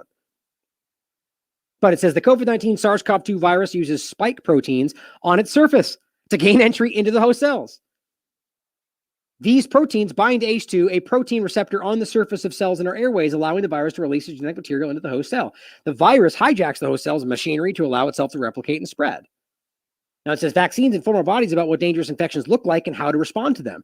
This is much safer than becoming infected with the live virus because it avoids life-threatening effects from the whole virus can have. Except you're ignoring all of the very clearly laid out issues that are happening after the injection. If you're not going to factor that in, it's not a real risk-benefit analysis. You can't just simply say vaccine good at all costs and that becoming infected is more dangerous because it has risk, and this doesn't. There's clearly risk. And if you have a less than 1% risk of dying or even really getting sick for most of these people from COVID-19, then the injection is more dangerous. But they just don't factor that in.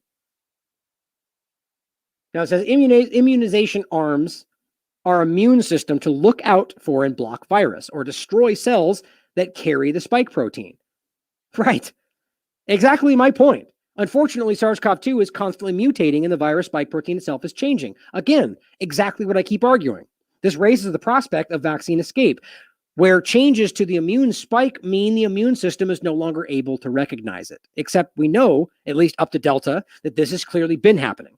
That you have continued to make ultra-potent antibodies with natural immunity from day one all the way up until now. So, when they're arguing that it's going to continue to destroy cells that carry the spike protein, and we know, based on the research that we've continued to show,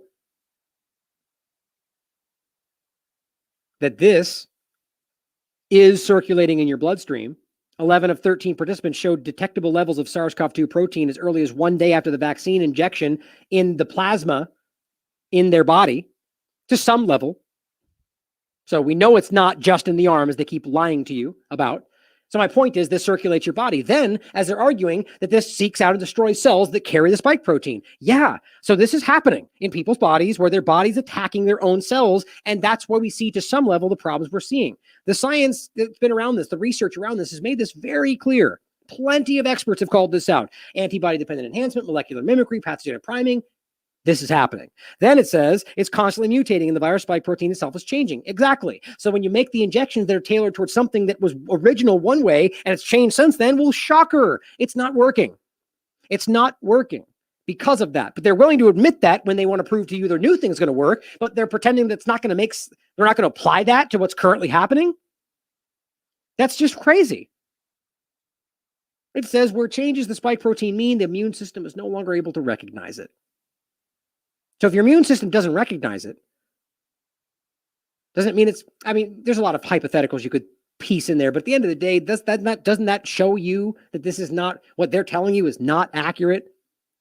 And we're also going to, let's see, I'll read these, then I'm going to show you the clip here of where he tells you exactly what's happening. That if you give someone an injection and it's not the right one, it will hurt you. So this is exactly what they're telling you right here. It's changing constantly, and therefore you can't see it. So you're giving them an injection that's not applying to what they're actually fighting, and that's hurting people. It's very clear. Well, and just James Lyons-Weiler has been railing against this lately. Now it says, while most COVID-19 vaccines use the sequence of the RNA for the virus spike protein from the first isolated samples, even though that's never been shown to actually happen, again, I make the argument that doesn't mean it hasn't happened. It means we haven't seen it. My belief is that it hasn't happened. I'm just simply willing to argue that just because we haven't seen it doesn't mean it hasn't happened. I argue that the reason that might be the case is because maybe that isolation proved something like, for instance, it was a bioweapon. So they want to keep it from your view. I don't know. But I do know that it hasn't been shown to us. The Chinese CDC admitted they didn't isolate it before they sent it to the NIH, and in 2 days they had a vaccine, right? And a week later they were producing vaccines. I mean, it's crazy. And many experts have made this clear case. That they didn't technically isolate it. They didn't meet Koch's postulates. I've gone over this many times. Regardless of that, it's saying the spike protein from the first, they claim isolated samples of COVID virus in January 2020.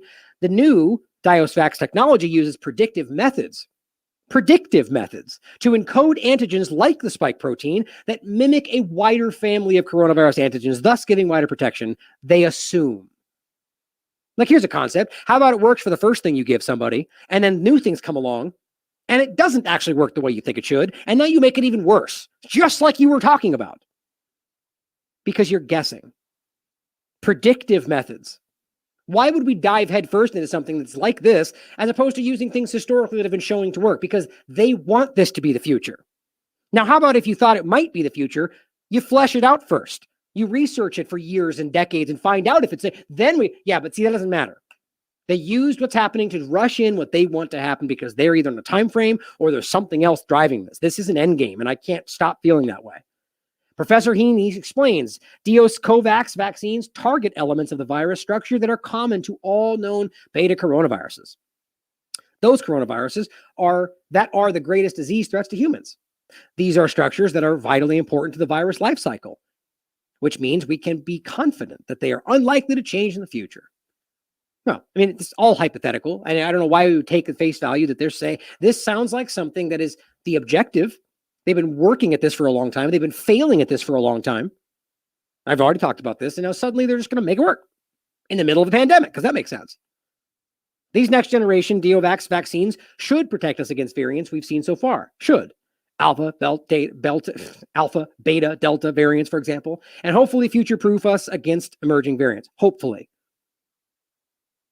Either way, I can't predict the future, but I do know that this is guessing on what they want to be the future as opposed to using proven records in the past. But even then, I would argue that's not exactly the case. But nonetheless, it shows you that they are stepping into a direction that they want to be the future. And they're putting your body they're using your body as the test.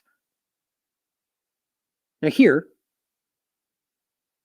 is a very important clip that I want people to really. Wait, is that the one? I think that's the one. Let's see. Perfect. Okay. So this is in a lab. I'm just going to jump to the part here. I think it's right here. Right there. Okay. So this is the lab where they're currently working on these universal vaccines right now. Now just listen carefully to what he says. Around 170 being developed in the Cambridge vaccines. That too. And then from there we will take it into the clinic. The Cambridge vaccine's one of around 170 being developed in the world. 170. 170 right now. Yeah, because there's not a big boon here at all, right? Well, we already have a safe and effective, perfectly working vaccine. Why do we need it? Why is that for? Well, they're all working towards the next step, which is going to be the universal thing that works for all of them or whatever they say it does. 100 and however many they just said. 100 plus. Now that's alarming to me.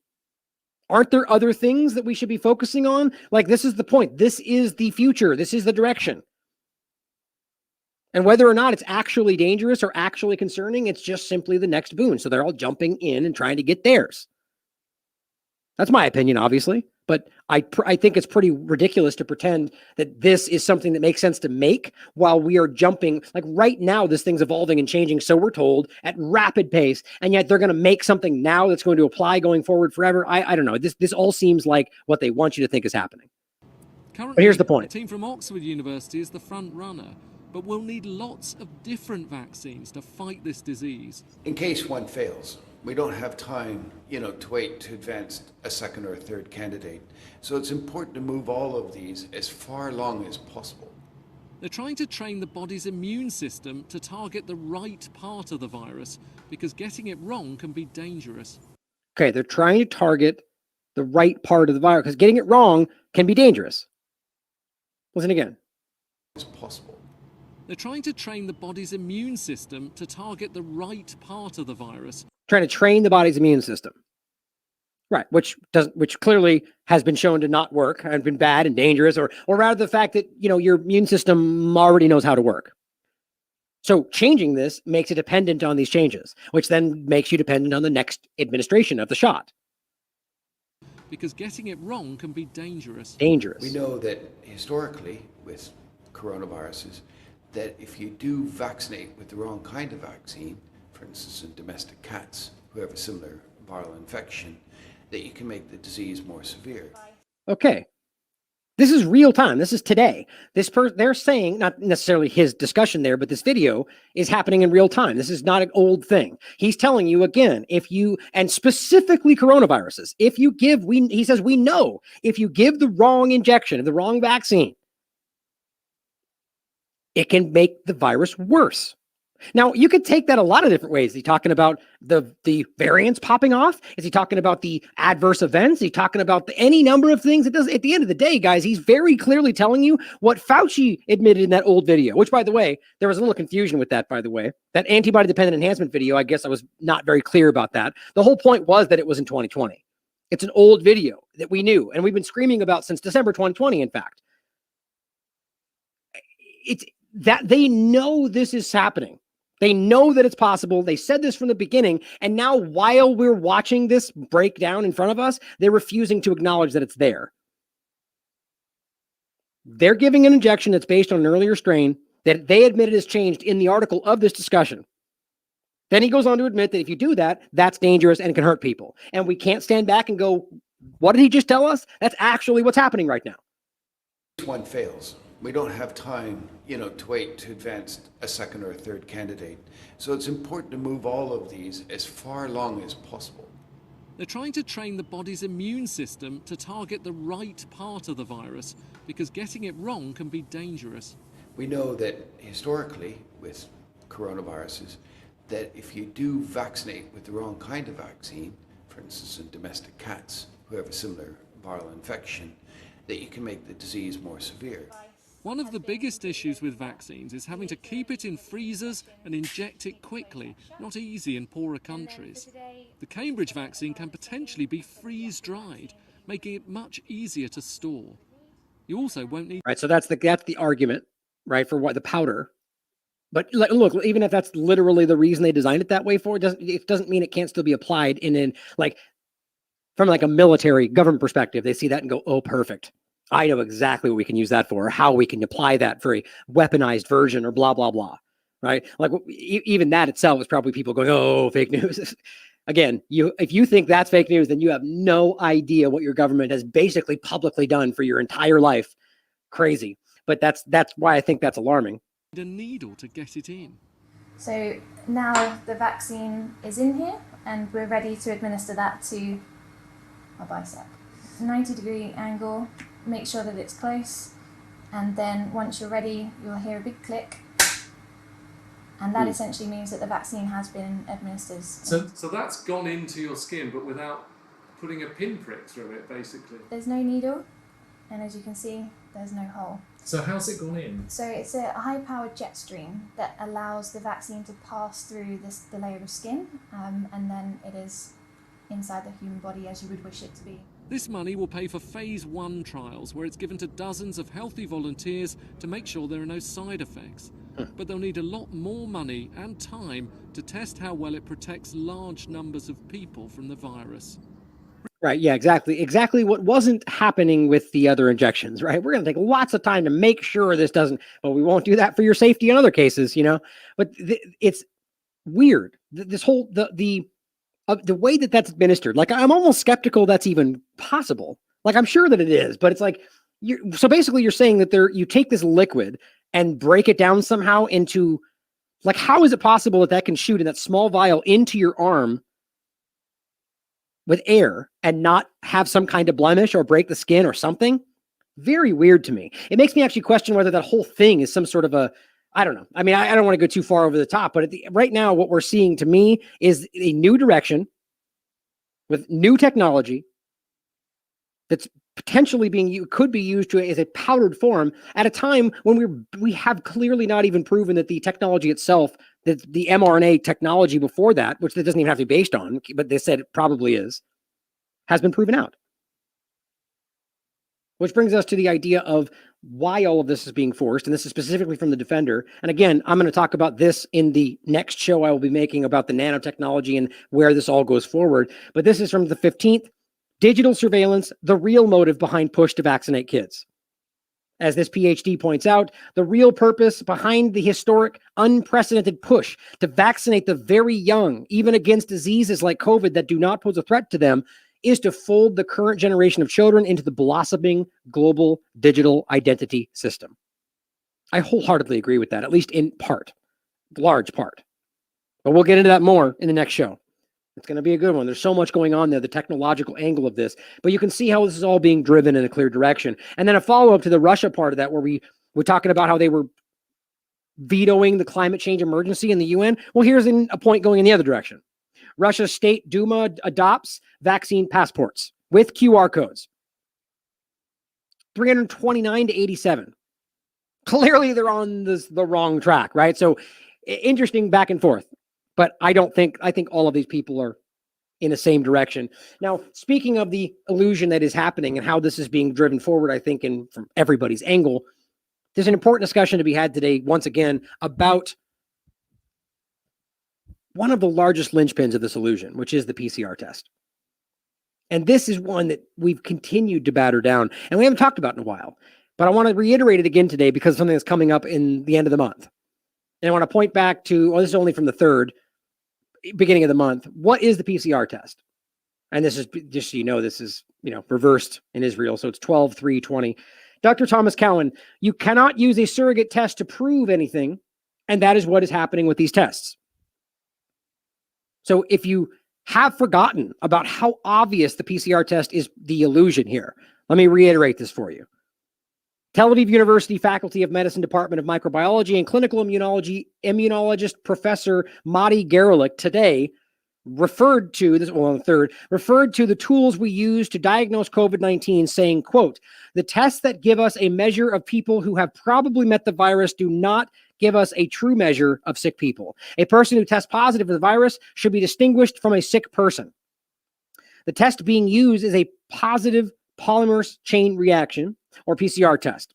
Some scientists and experts have increasingly warned the PCR test does not necessarily mean the virus is present, infectious, or viable, nor does the PCR test detect the whole virus. You've heard this from 1,000 different angles, right? Let's pretend like the University Faculty of Medicine Department of Microbiology and Clinical Immunology professor is a fake news anti-science conspiracy theorist, right? But it says, Laniado Hospital Emergency Medicine Department Director, Dr. Amir Shasher, one of the founders of the emergency medicine profession in Israel, said, quote, most of the people identified as carriers are not sick, or they are very lightly ill. And I'm trying to say that this figure of 3,000 or 4,000 new patients a day is simply using wrong definitions. Exactly. There is no disease that is diagnosed by identifying the contagion in the throat, except that's what's happening.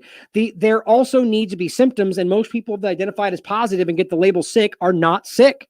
It's amazing how obvious this is, but mainstream media won't report it. That's how that works. That's what I think who called it the hermetic. I forget who said that, but the control over the flow of information is what the mainstream is all about. Dr. Thomas Cowan explained. So, what is the surrogate of a PCR test? It's otherwise known as a viral load test, and the test is a surrogate test. It was developed by a guy named Kerry Mullis, who was given the Nobel Prize in chemistry for essentially inventing the technique of this test. And he said very specifically, quote, and you can look it up for yourself. Even the Reuters fact check was forced to retract what they said here. You cannot use this test to either prove infectious etiology or to diagnose an infectious disease. Very clearly said that, which of course is interesting because if you can't use it to diagnose an infectious disease, that of course begs the question, what can you use it for? This is really interesting to me, by the way, sort of burying the lead a little bit here. Interestingly, it appears there may be a history of using PCR to help replicate biological weapons. As possibly suggested in the American Society for Microbiology papers published on the NIH website entitled Cross-Institute Evaluations of Inhibitor-Resistant PCR regions for Direct Testing of Aerosol and Blood Samples Containing Biological Warfare Agent DNA. We'll look at these right here. Isn't that interesting? As well as that say, quote, PCR is used to detect biological warfare agents, or BWAs, from various sample types. Wasn't that interesting? And development of quantitative real-time PCR assays for detection of qualification of surrogate biological warfare agents in building debris and leachate. Here's the other one. Now, before I get to that, and I'm going to look at those afterward, but the point here is that there's an interesting differentiation here, the PCR test, that I don't think has been defined clearly. Then we talk about the replication. What I'll explain here, as it turns out, we're talking about actually replicating the virus itself. So when he says to help replicate biological weapons, in essence, you are making more of it, as well as more virus. So I don't think it's enough to make that much of a difference in a larger scale. But if you're constantly getting tested in a way that's more just making more virus, I mean, I find that very interesting. Not in a way that I find to be incredibly relevant to larger illusion, but just something to think about. And you'll see what I mean when I read this through. Dr. Cowan continues, quote, but let me back up here and describe what a surrogate test means, because this is very important to understand the situation currently. A surrogate test means that in a situation where you're trying to prove causation, you have to have a gold standard test first. And those postulates, like with meningococcus, which is, what specifically is that? Let's look real quick. What kind of illness? Bacterium involved in some of the, oh yeah, that's what I thought. So meningitis essentially, and some other issues of infection. That is a gold standard test. It's reliable 100% of the time. That's what you would need as a basis to then use a surrogate test. Quote, you cannot use a surrogate test to prove anything, as Kerry Mullis himself said. And that is what's happening with these tests. So what is the surrogate test? So remember that we don't have a gold standard. We don't have isolation, purification, reinfection, which is Koch's postulates. We don't have viremia, which, that's in the blood, like a clear evidence in the blood. We don't have millions of copies demonstrated in an electron microscope. We essentially have no idea what has this coronavirus disease. Who has this? So then they take a piece of one of the coronaviruses, the new one that they found. It has a new RNA sequence that hasn't been found before. This is the narrative anyway. So they take one of the sequences which they say is unique to that particular virus. They do something called amplify. Here's the point, what I was saying before. And what that means is in your blood, you'll have one copy of this sequence. And it's too small. You can't find it. So you simulate it. And this is what Kerry Mullis came up with. You simulate it. So they're making it up. Simulating it. It's a copy, but it's something that's, it's very interesting to me. It says it makes 2 copies. That's 1 cycle. You make 4 copies. That's 2. You make 2 to the 20th copies, whatever number that is, that's 20 cycles. And what you find with this test is that once you put it through approximately 36 cycles, you start to see the color change that tells you it's positive, right? We've already talked about this 35 cycle threshold. Fauci himself said this. If it goes over 35, it's not replication competent. He can say that in the middle of 2020, and yet we continue using that cycle threshold. Right? I mean, we have to ask why that even makes sense and how that's possible. If you know it's not working, why did it continue? Evolving into a bit of a standard that if you get a cycle threshold of 35 or more, that the chances of it being replication competent are minuscule. Yep.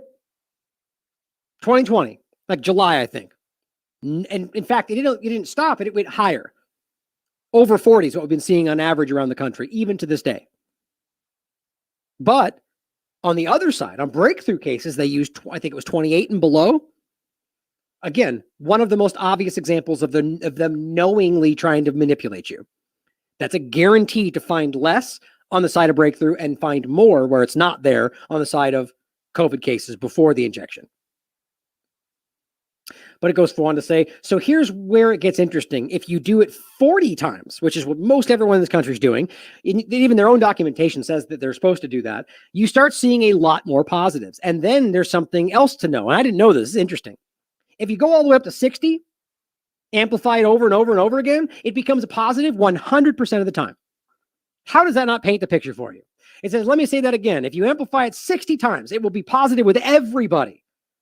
That means that everybody has a piece of this RNA somewhere in their cells or in their genome or somewhere in their secretions. If all you have to do is amplify it enough. So if you keep looking hard enough, you'll eventually find what you think what you're told is COVID-19. But also it seems to suggest that maybe that's not what we're actually looking at, right? But it goes on to say, then if you want to demonstrate that the epidemic got better, all you have to do is lower the amplification cycles to 35, and then suddenly your vitamin C, your vaccine or chloroquine or whatever you're giving people worked. just like that. And now there's no more people testing positive. That is fraught with problems, and that is the problem. And now look, think about this. This is what's crazy. I think this also continues to demonstrate that I think the whole leaky vaccine thing might have been part of a plan that didn't go to plan.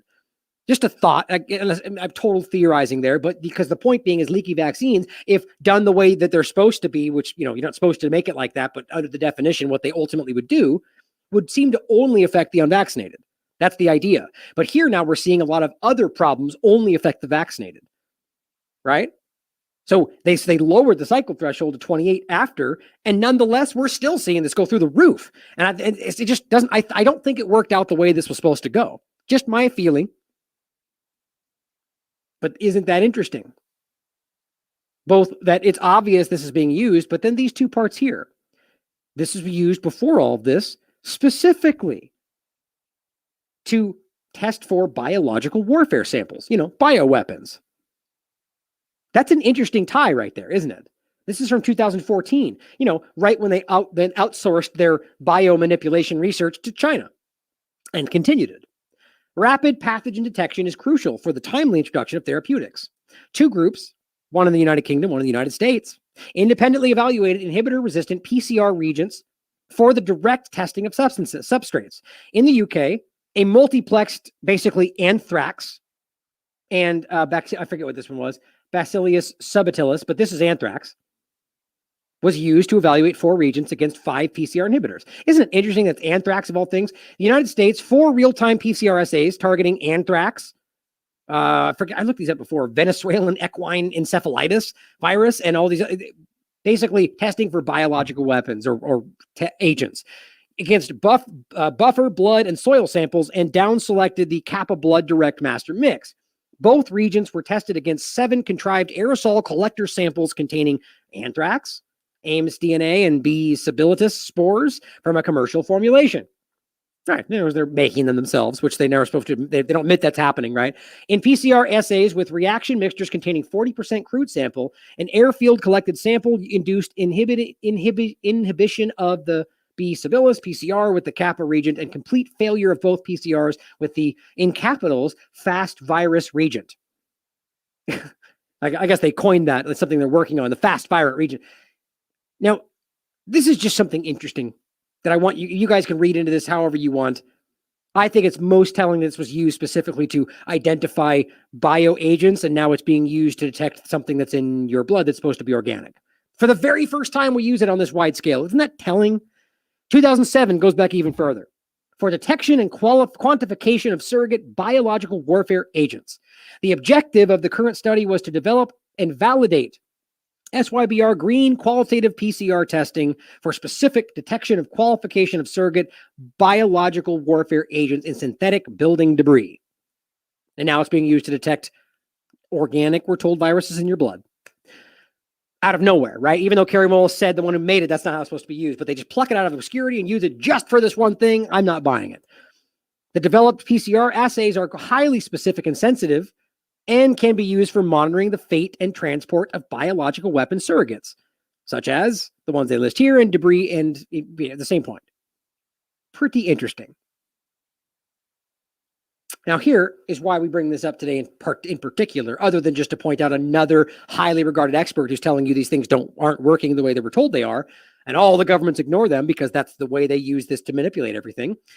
This is on December 13th. It's new. It's from the Frontline Doctors. CDC withdraws support for PCR tests. Now, you could frame it that way if you want. Take it however you want. I don't know if it's necessarily them. I mean, it's obviously that's what's happening. Like if they were removing the emergency authorization and telling them to use something else, it's obviously them saying this, we shouldn't use this anymore. But that's not what they said, just to make it as clear as possible. So I can already promise you the corporate media field is going to argue this is misrepresentation. But look, come to your own conclusions about it. You'll see it's very obvious. Now it says this, and we already talked about this, by the way. The CDC will no longer recognize PCR tests as valid methods of diagnosing COVID-19 by the end of the year. Now, is it somehow at the end of the year they are, they're valid up until then and then suddenly they change? No. So if they've already decided they're not working, or whatever reasoning they have for pulling it back, why isn't it instantaneous? All this time they've continued to use it, even though, it doesn't make any sense. It's sort of like them screaming, we're in an emergency, so we're going to initiate these things in a month and a half. It's just so stupid and obvious. But it says the CDC announced in a lab alert, which we'll show you next, we already showed you before, on its website that it will be withdrawing its standing request to the FDA to grant emergency use authorization for the PCR test, even though we've continued to fall short of the justification for that authorization month after month after month. It's still continued because it's an illusion.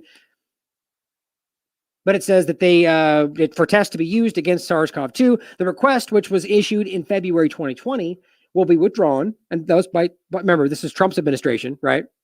Or, it was, or at the very least, it was put forward during his administration. And it says will be withdrawn on December 31st, 2021. A move which signals that the CDC will no longer approve of the PCR test as valid diagnostic methods for COVID-19. Down here, it says currently the false positive rate for PCR tests is reported to be at least 5%, which is way more than that in every verifiable way. What they're pointing out here is this is what they're admitting to. Do you remember when I said they admitted to, I think it was 3% or something like that? Like or wait, what was it before? I forget what they were admitting before, but here they are admitting 5%. So that's what they're saying. As they point out, even that means that in countries such as the United Kingdom, where over 1 million people are being tested daily, around 50,000 people a day are diagnosed as positive and consequently undergo severe measures like quarantine, isolation, despite not being infected at all. In countries like Australia, which rapidly transformed into a police state after just 400 COVID-19 positive cases were confirmed, so they've confirmed with this PCR test, false positive results can have dramatic effects. Obviously, because they're using these tests to control people. Here's where we can just make sure you know that this is actually what they're saying. After December 31st this year, so in 14 or 15 days, the CDC will withdraw the request to the FDA for emergency use authorization of the PCR test. The assay first introduced in February 2020 for detection of SARS-CoV-2 only. CDC is providing this advance notice for clinical laboratories to have adequate time to select and implement one of the many FDA authorized alternatives. So this means that using PCR test after the 31st is not allowed. I could promise you that's going to keep happening. Visit the FDA website for a list of authorized diagnostics. I'll look at that in a second. In preparation for this change, CDC recommends clinical laboratories and testing sites that have been using PCR tests select and begin their transition to another test. When this first came out, that's what we said. There you go.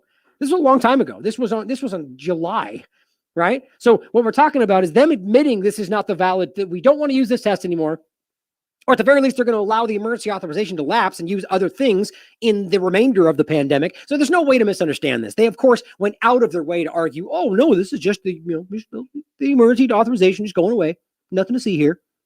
So if it's the gold standard, why wouldn't they keep using it then? You childish people. Like, they don't want to admit that it's obvious what that shows you. I just thought that was funny that in the media, that right when this came out, that was their argument. That we were misrepresenting it. Fact checks all over the place. Well, here's what they represent as their choices. Okay, so in vitro diagnostic that are authorized right now. You have from the bottom, you've got tests for patients.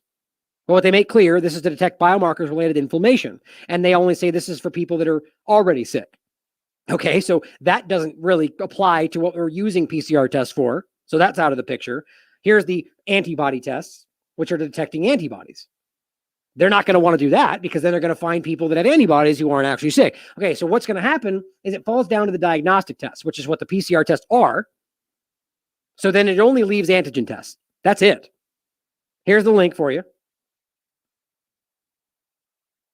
All right, so it tells you the different tests. And, antibody tests look for antibodies. And they're saying they should not be used to diagnose COVID-19 infection. Exactly.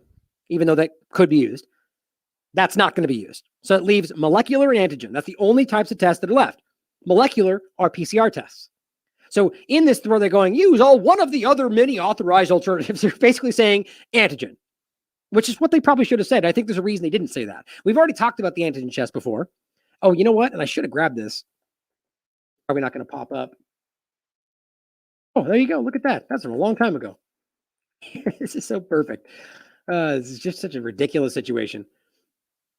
So back in 2020, when they were trying to push the PCR test on you, but they knew it didn't work. They were going, no, don't use the antigen test because there's an issue with false positives.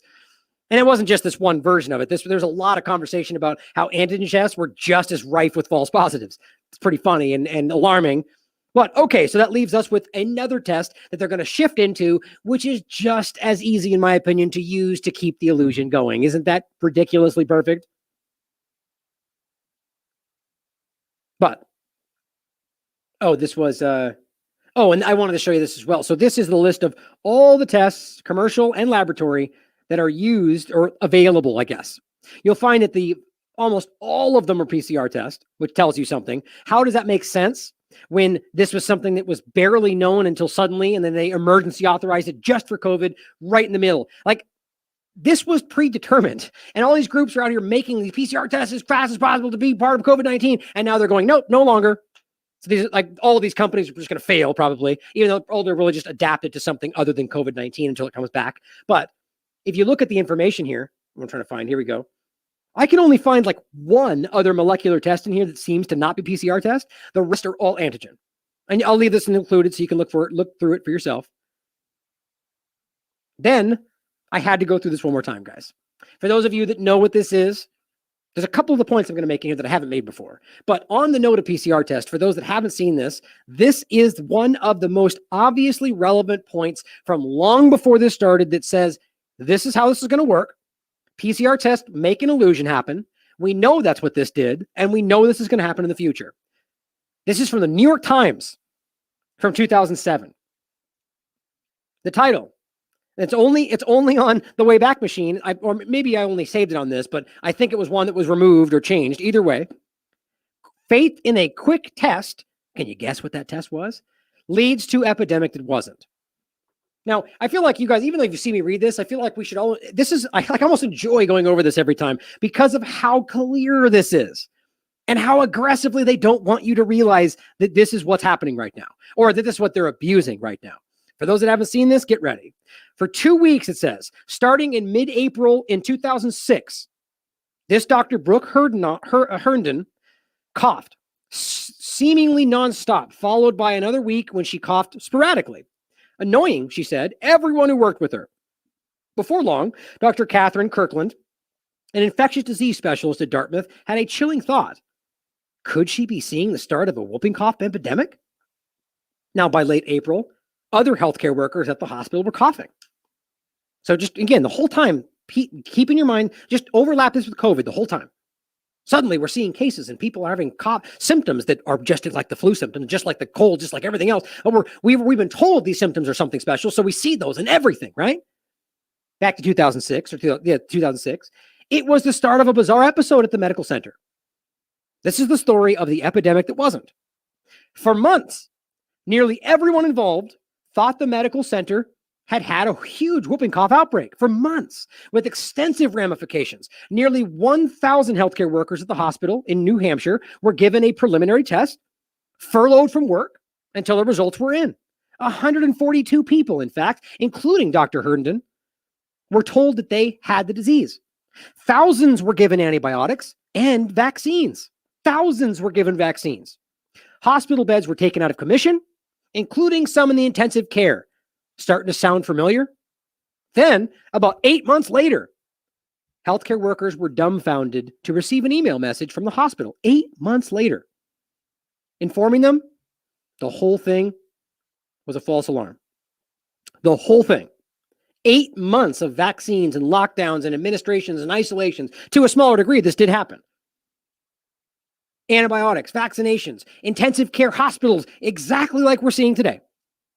All a false alarm. Not a single case of whooping cough, not even one, was confirmed with the definitive test, which is growing the bacterium, pertussis, which is whooping cough, in the laboratory.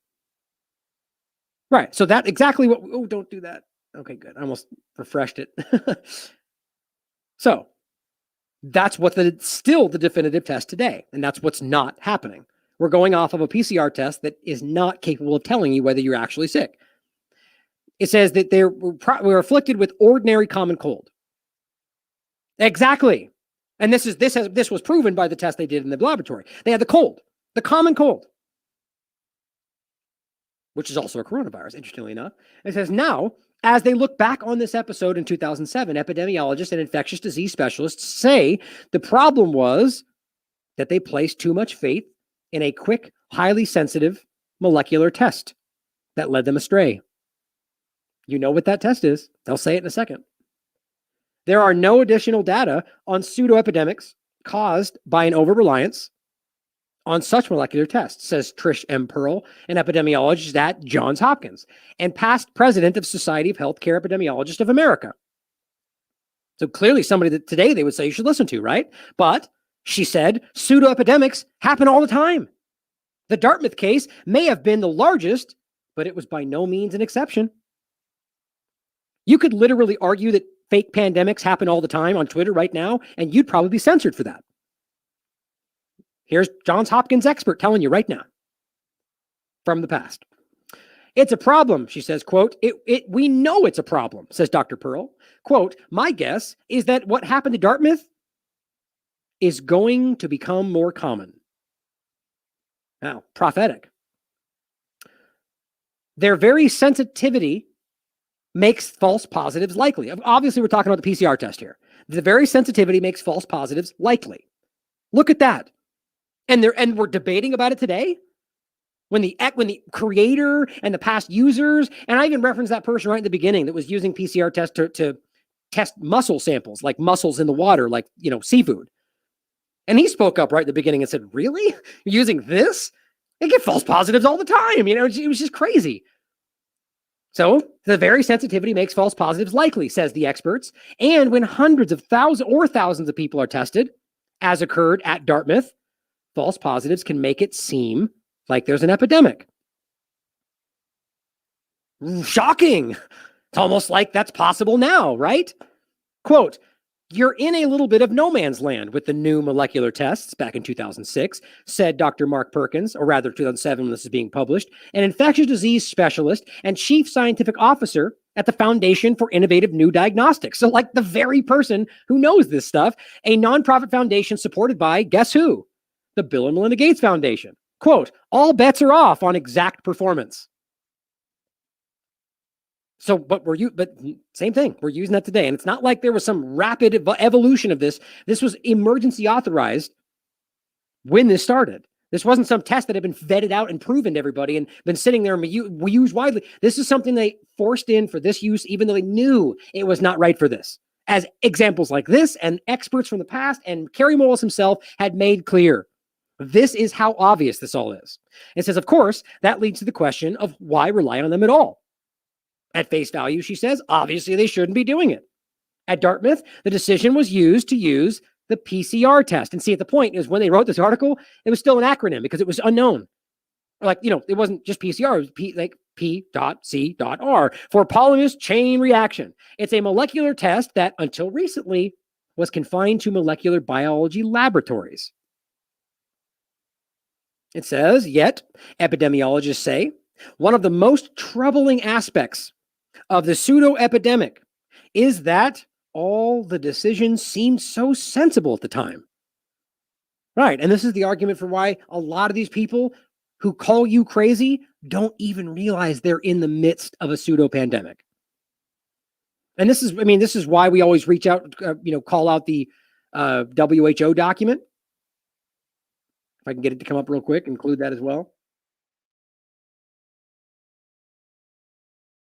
How do I do that each time? That's the wrong one. How do I do this? And then it goes, and I somehow managed to get back. See, I did that.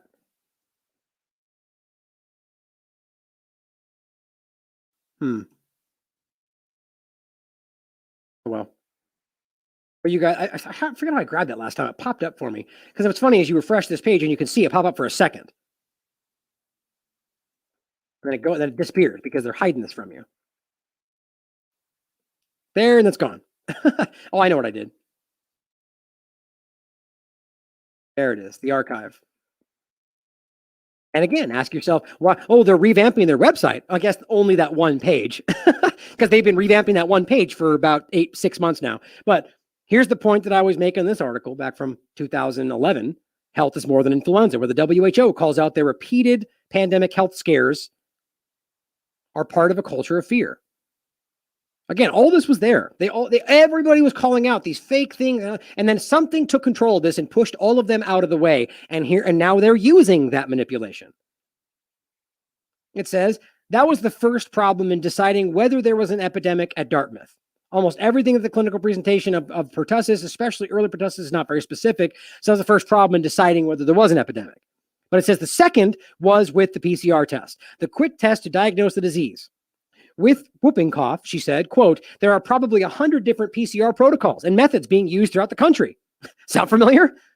All of this is a model that was applied in order to make this easy to manipulate.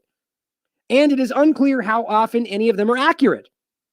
You'd think they would change it by then, if they knew this then. But see, that's the point. They're using that exactly the way it is. Quote, we have had a number of outbreaks where we believe that despite the presence of PCR positive results, the disease was not what we were told. At Dartmouth, when the first suspect of whooping cough cases emerged and the PCR test showed whooping cough, doctors believed it. The results seemed completely consistent with the patient's symptoms. Again, seem relevant and tied to what we saw today. Oh, they have a cough and a headache. Well, they must have COVID. And the test said they're positive. So there you go. Except that's not what's happening. We're getting false positives and people are having any number of things. Pneumonia, flu, cough, cold, doesn't matter. Quote, that's how the whole thing got started, Dr. Kirkland said. Then the doctors decided to test people who didn't have severe coughing. And guess what? They had pertussis too. Same like what's happening today. Quote, because we had cases we thought were pertussis, whooping cough, and because we had vulnerable patients at the hospital, we lowered our threshold. This is like exactly what happened, step by step. All of a sudden, we started testing people in nursing homes, and what do you know? Everybody had COVID, and well, they all started dying. Anyone who had a cough got a PCR test, and so did anyone with a runny nose who worked with high-risk patients like infants. And every one of them were testing positive, even though none of them had what happened. Quote, that's how we ended up with 134 suspect cases. 134. If you're thinking this is somehow, like, if you don't trust the idea that this is an illusion today, how is it possible that you can have an entire epidemic with none of them, not some, not the majority, not part of it, none of them had this. None. All of them were false positives, and yet we're going to pretend like it's not possible today? Dr. Kirkland added that Dr. Kirkland added was why 1,445 health workers ended up taking antibiotics, right? That's why they did this, because they got false positives. That's why 4,524 healthcare workers at the hospital, or 72% of everyone there, got vaccinated in a matter of days. Think about that.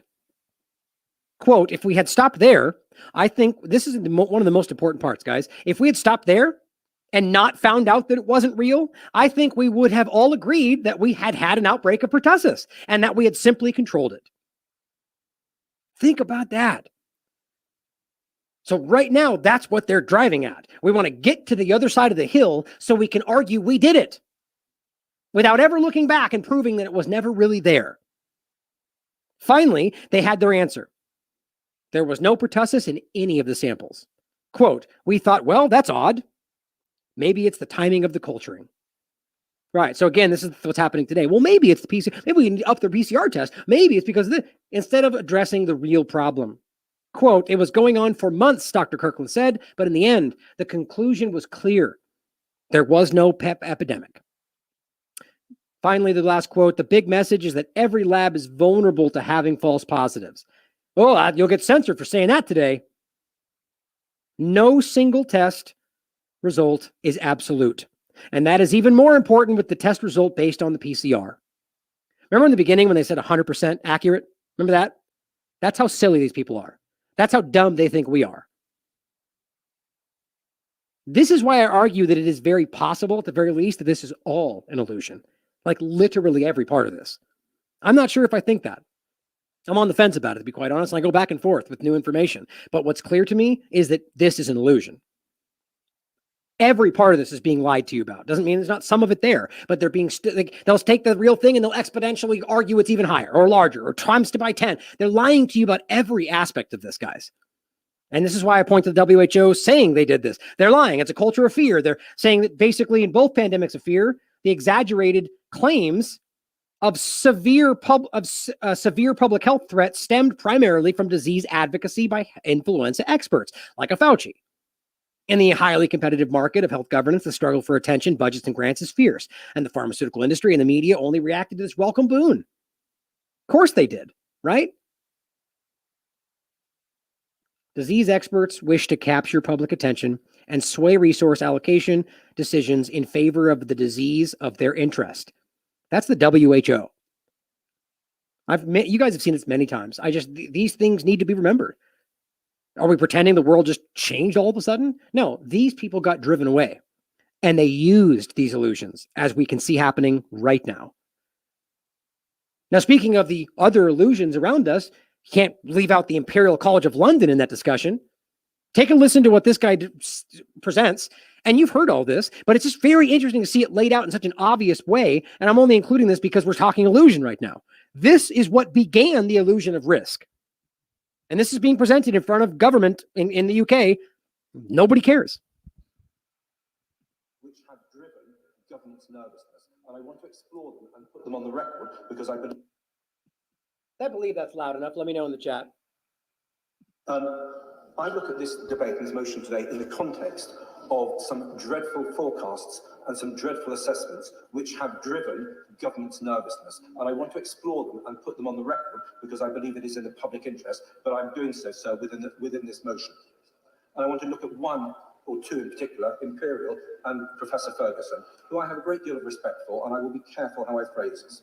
But I am concerned that some of the forecasting we've had has had a track record in, frankly, getting it wrong repeatedly. Professor Ferguson, in 2001, he predicted 150,000 human deaths from foot and mouth. Under 200 died. In 2002, between 50 and 50,000 deaths from BSE. In the end, 177 died. In 2005, 150 million people could be killed from bird flu. 282 died.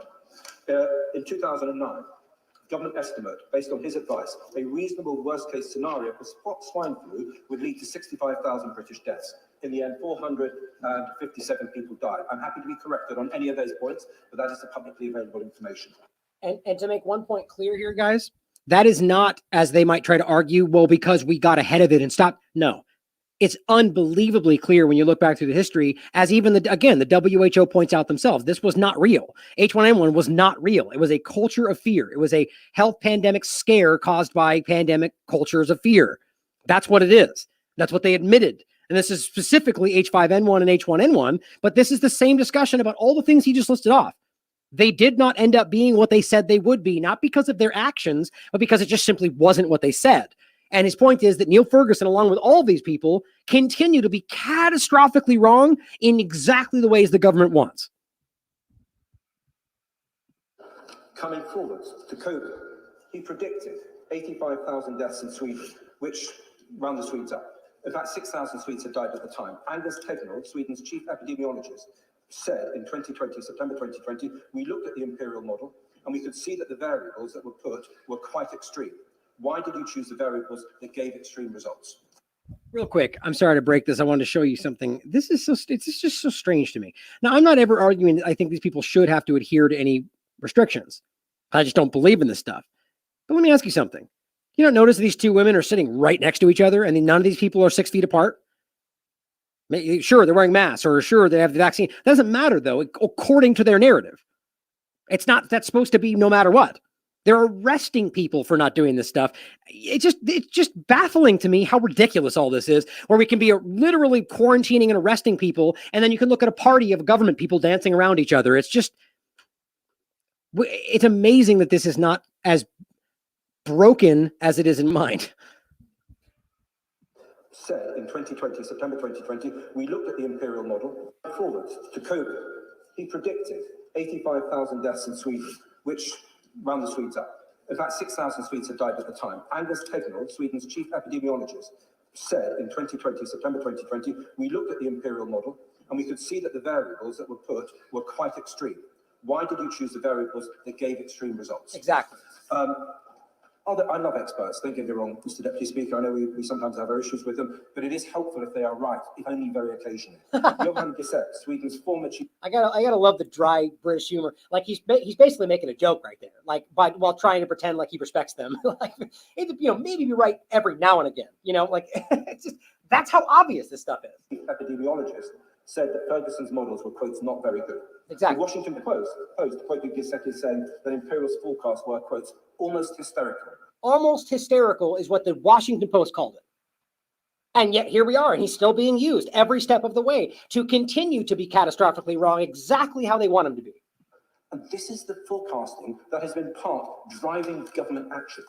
Oncology professor Angus Dalgleish in this country described Ferguson's modelling as lurid predictions. Jeez. He said that Ferguson and his colleagues were getting it, quotes, spectacularly wrong. Exactly. And I quote Dalgleish, unfortunately, we have a SAGE committee advising a government that is devoid of any scientific expertise on speculative concepts such as the R number, which we now all know is a reproductive rate, etc., and the need for everyone to stay indoors, even though the evidence strongly suggests that people are less likely to catch COVID-19 outside. So some of the scientific evidence may have... Yeah, and that's just the part that I want to show you. Isn't it amazing how this stuff can be that obvious, that clear? It just shows you the illusion that we're experiencing here. Now, on boosters here, that are clearly the next stage of this push, right? I mean, children, immunocompromised, elderly, despite them not having data to back up any of that. Any of it. I just showed you on their own documentation. They don't have any data to back up that it's safe for pregnant women. They have no data to prove that it's safe for immunocompromised. They have no data to prove that it's safe for frail people with comorbidities, which is elderly, even though that's what they pushed it on, all of those categories. It's disgusting. But here we are pushing boosters again, despite everything we just talked about. The fact that 3's shown not to work. The fact that none of these are shown to have any effect, that it's 4 times less than what we were dealing with before, that in all the increases they make for you anyway, increased doubling of cardiac event, everything we've talked about. As Todd points out, a professor of law, 3 months ago, the FDA advisory committee voted 16-2 against boosters for the general public. We told you that then. Now colleges are mandating boosters for spring semester. Exactly. Many of whom said who had COVID this summer. COVID and 3 shots in an 18-year-old kid in 6 months. Are these people real? It's crazy. But I want to show you this video real quick, or at least parts of it, to show you how crazy this is in regard to the children. Like, remember this? I mean, even like Corbett would joke in the past, like, what about the children? That was always the argument, right? Anytime it was something that your actions were somehow wrong. Oh, we have to think of the children. Won't someone think of the children? Like, these people are using these children like a battering ram. The very people that were screaming that they're all about the children, we're fighting for the children, you don't care about the children, are now using the children to keep themselves safe, or so they think. But here's what's happening to children because of these the fears of these meek people. And this really bothered me. Let's see. As I do the same thing. Pretty sure. Yeah, here it is. Yeah, there's some pretty scary stories. I mean, just have to go north of Austria, which is obviously Germany. And there are 3 stories, I think, that tell a really good story. The first one was reported in Die Welt, which is the equivalent of The Guardian in Germany. And it's essentially about the ritual humiliation of children who are asked to go to the front of the class and state their vaccination status daily. Those who are vaccinated are applauded. Which, by the way, is an obvious violation of their rights. Well, I mean, let's be clear. We're talking specifically from a U.S. standpoint. But either way, guys, nobody should pretend that that's okay. Trotting them up in the class and making them openly spout their personal medical history. It's just so obviously how this is wrong. Wait, let me go back and I won't stop it. And it's essentially about the ritual humiliation of children who are asked to go to the front of the class and state their vaccination status daily. Those who are vaccinated are applauded. Those who are not have to explain why they're not. So that's the one story I think that really kind of should raise an alarm bell for people who are for the mandate. Like it's the child's choice. 9-year-old boy is right? Like it's a child's choice. Like the parents aren't making those choices, but you're going to make them stand up and explain it. That's punitive. That is a teacher penalizing children because of their political stance, or rather their parents. His substitute teacher be fired after she says that a teacher taped a face mask to her son's face when he did not wear it properly in the classroom. She spoke to us under the condition that we not use her name or show her face, worried her son could be further traumatized at school, but wanting other parents to know what is happening in one fourth grade classroom. Don't forget, we already talked about the special needs girl who had it tied to her face, who's nonverbal and literally was like almost choking on the spit that was kept up in that mask. I don't believe anybody was held accountable for that. I was furious. I was just to kind of skip past a little bit. There's a few things in here. So it's a 20-minute video. So I just wanted to show you some of the things that we saw here. Here, let me just do this. Water, forgot to put the mask on. Teacher then did not tell him to put it back on or send him to the office. She instead pulled him up in the front of the classroom in front of all of the students, and she then taped the mask across the top of his face. The mom says the sub added a second layer of tape from his nose to his forehead, and with tape still on his face, he went to the office to pick up homework he'd forgotten at home and his dad dropped off. When he went to the office to pick up and alerted the principal, who on their face, son had other students. A mother in Colorado Springs says her child was forced to tape her mask to her face at school. Woman says it happened there it is. After the students. This is a different person. This has been happening all over the place. How is this not child abuse? I don't care what you think that mask is doing. This is crazy. And people are looking the other way because they're cowards. Mask kept falling off in class. This is a picture of it. Academy District 20 says it started getting reports about this happening at Chinook Trail Middle School last week.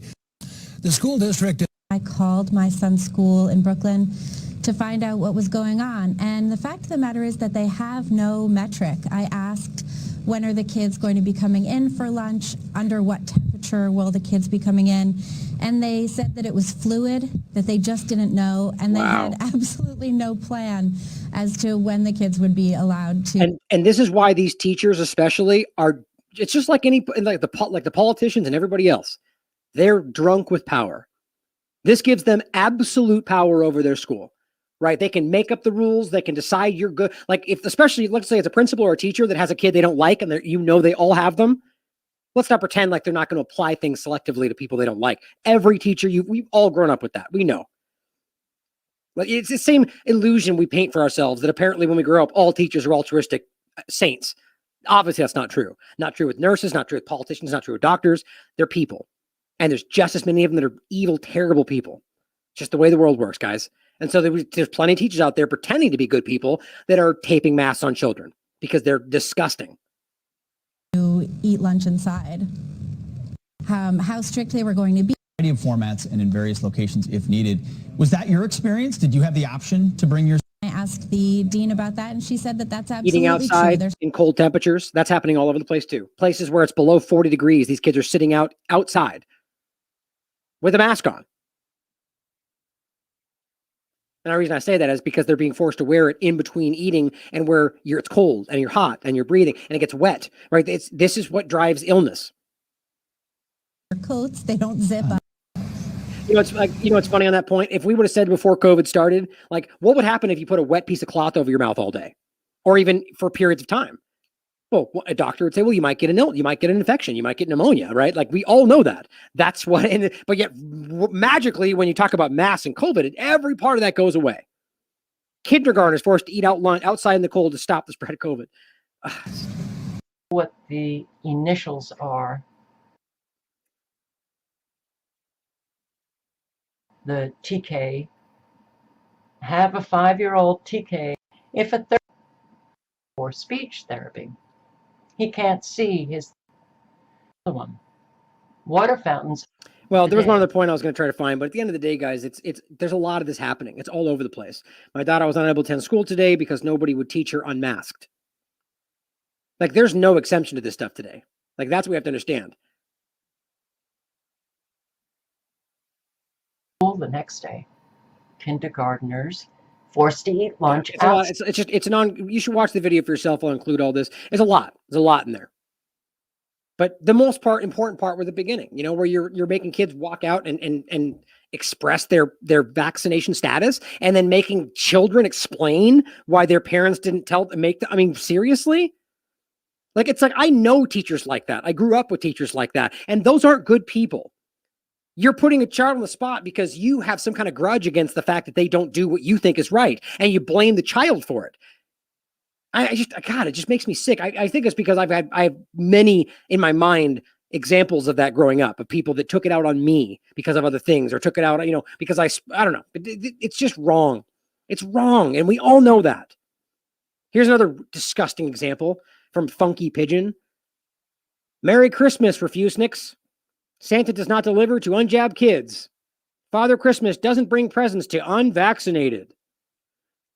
What you could have had for Christmas until they took it away, right? They took it down after people got upset about it. Now, somebody down here points out that you can still find it on, where was it? I don't know, you can look through the comments, but this is everywhere. They're literally telling children, because they want the children to scream at their parents that they want injections, because they want Santa. We got to have Santa. This is the same disgusting example that they gave on the Rogan podcast about how Sanjay Gupta was working with, a lot of them were, with Sesame Street to manipulate children into getting the injections if they have no right to even be aiming at the children. Everything about this is wrong, and we used to know that. And here's the even crazier part. As of 2 days ago, Los Angeles School District postpones the mandate until fall 2022 after about 30,000 plus students remained unvaccinated. Now, one, that clearly shows you this is not as one-sided as they want you to think it is. But on top of that, well, there's two other points. We're in the biggest pandemic in a century, but we're going to push it off until next year because, it works for us. But I thought we were all going to die if we didn't do this, but we'll push it off until fall 2022. I mean, that's just so stupid. It doesn't make any sense. But on top of that, recognize all of the children that got forced to take it, and now they pull it back. All the children, the teacher and the parents who got coerced into getting their child to take this injection so they could go to school, and then they just pull it back. Didn't we just talk about this ebb and flow that we told you would happen, where they pretend they're going to force it, and they pull it back, and then they pretend they're going to force it again, and they pull it back, and they're pressuring you to do it. And even then, they still can't move the dial on the fully vaccinated number, especially now that they're going to change the definition. Now, I want to make a point on the Joe Rogan podcast really quickly about something here. This is entirely expected. From Zero Hedge, YouTube censors Joe Rogan interview with cardiologist Peter McCullough, Dr. Peter McCullough. Everyone saw this coming. Now, apparently they're censoring clips that are being posted, probably under the guise of, that they're copyright, which, by the way, is what they do. And they don't even ask the person, that they just use whatever excuse they can to bring this stuff down. But these are valid clips of expert testimony. You can argue that you disagree, that he's wrong, but he's an expert by virtue of his credentials. I don't care what you say about him. He is an expert. When they trot out a pediatrician on Fox or on CNN to argue about things about cardiologists should know, that's called using, it's insulting to pretend like that's more valid than what he's saying. Either way, you can look up what he's saying. You can research the studies and find what he's saying. I've done it all since the beginning of this illusion. Nonetheless, we knew they would remove this stuff because that's what we keep telling you. It's not about facts. It's about narrative. But I wanted to point out a clip here that I thought was really, really ridiculous. And it's two people that are speaking on the Hill, and Kim Iverson is in this clip as well, and she seems to be the only one that's trying to offer up even the smallest amount of objective reality. But as I said, these two guys are either intentionally distorting McCullough's stance. They're talking about the Joe Rogan podcast, or worse, they have no idea about it, which they basically admit. Yet, nonetheless, they're still attacking him while pointing at a clownish and reductive misrepresentation of what he actually laid out and his nuanced stance. And they actually cite Wikipedia. Yeah, yikes. It's really bad. And you'll see this in the clip, actually. So let me play this clip for you, and you can see. And I'll include actually, I think I've got I'm just going to bring that up, actually. I forgot about that. I have the full clip, the full video here. Dr. Peter McCullough went on the Joe Rogan Experience and asserted that the pandemic response was being executed before COVID hit the U.S. Let's watch. So you believe this is a premeditated thing that they were doing. So they realized that in order to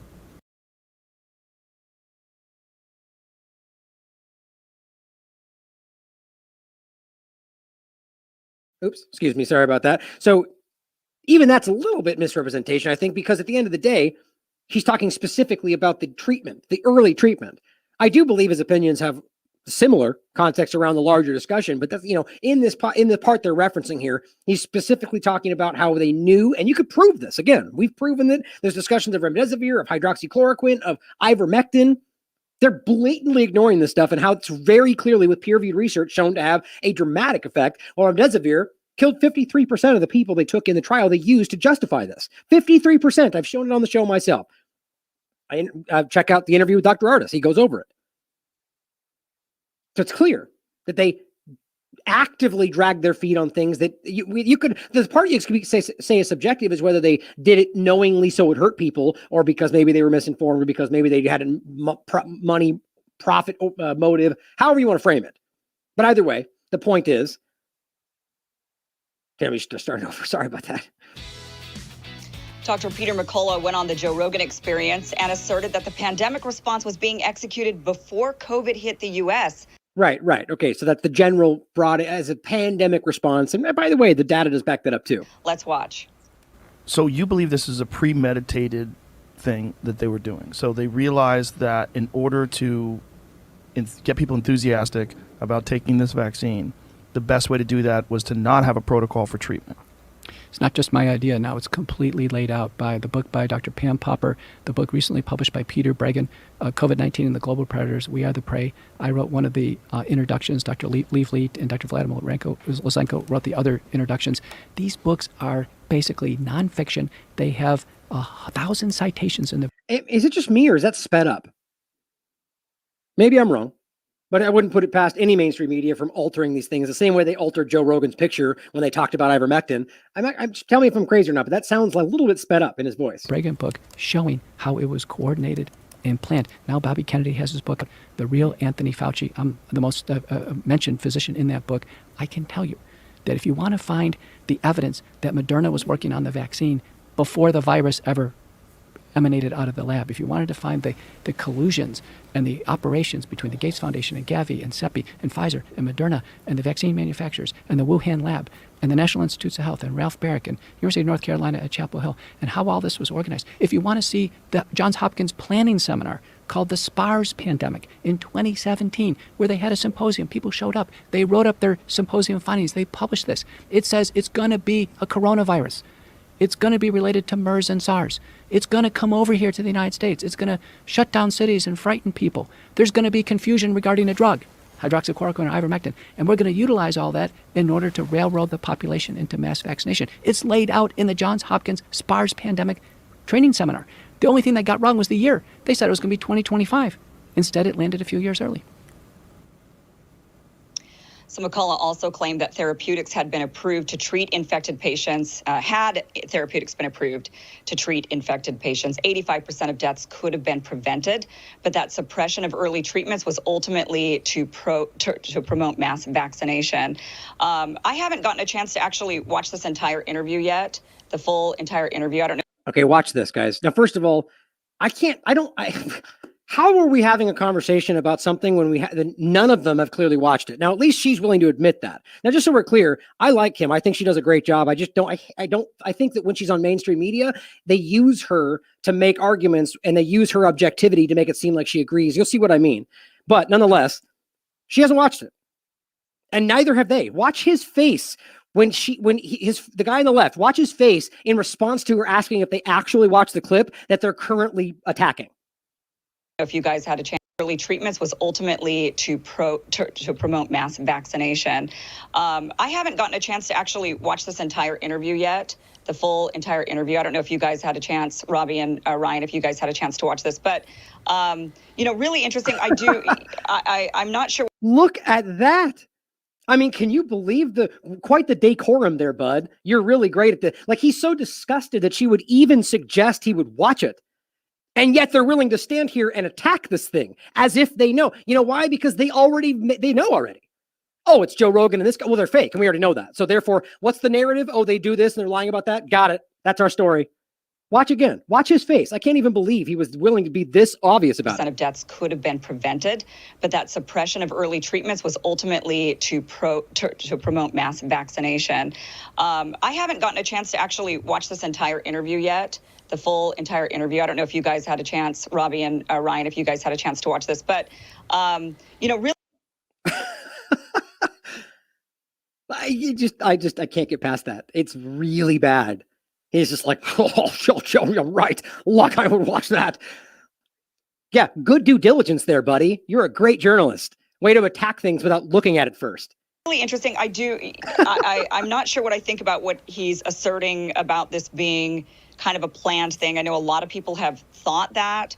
There is a lot of interesting parallels with some of these kind of, when you watch these sort of. See, this is where I feel bad because I know, and I've talked to her personally about her opinions on this stuff, and she's trying to like struggle to not say the wrong thing in the mainstream media context. I just know that, and it makes me feel bad. Like she could do, I mean, she does. I mean, her individual work is much better than the Hill. And I think what's funny is this is her being, in my opinion, objective. Like, could it be that these are just, could it be coincidence, or could it be more, and she goes out of her way to make it kind of like, well, it could just be that they plan these things out, and it could just be that they, which, is called being prepared. And yeah, is that possible? Yes. So I can agree that that's something that could be, but the other side of that conversation, as you'll see, does not come into play. Like, oh, could it also be that they plan things and work together and theorize about? Yes. History is undeniable, but these two fools will make the most ridiculous argument after she says this. And I just had to say that first. There is a lot of interesting, parallels with some of these kind of, when you watch these sort of, they have those planned conventions that are like, okay, what would we do in the event of? And a lot of it looks like what's happening now. I've always kind of took it as, well, the war games. So, well, I always took it as this was what they, it's kind of like disaster preparedness, right? When they say, okay, an earthquake's coming, what do? Well, you stand in the doorways. I guess you could. Yeah, it's like when we plan for planes flying into buildings, and we prep that out multiple times, and then it literally happens the day we're doing that test. And then the next day we go, we never theorized about planes flying into buildings, right? These guys would laugh about that. It's easy to verify. And yet these two fools would laugh about that. Right now, I'm not going to try to defend the fact that I think that she's not. I think her opinion is different than that. Now, that's mainstream media for you. But nonetheless, watch what they say.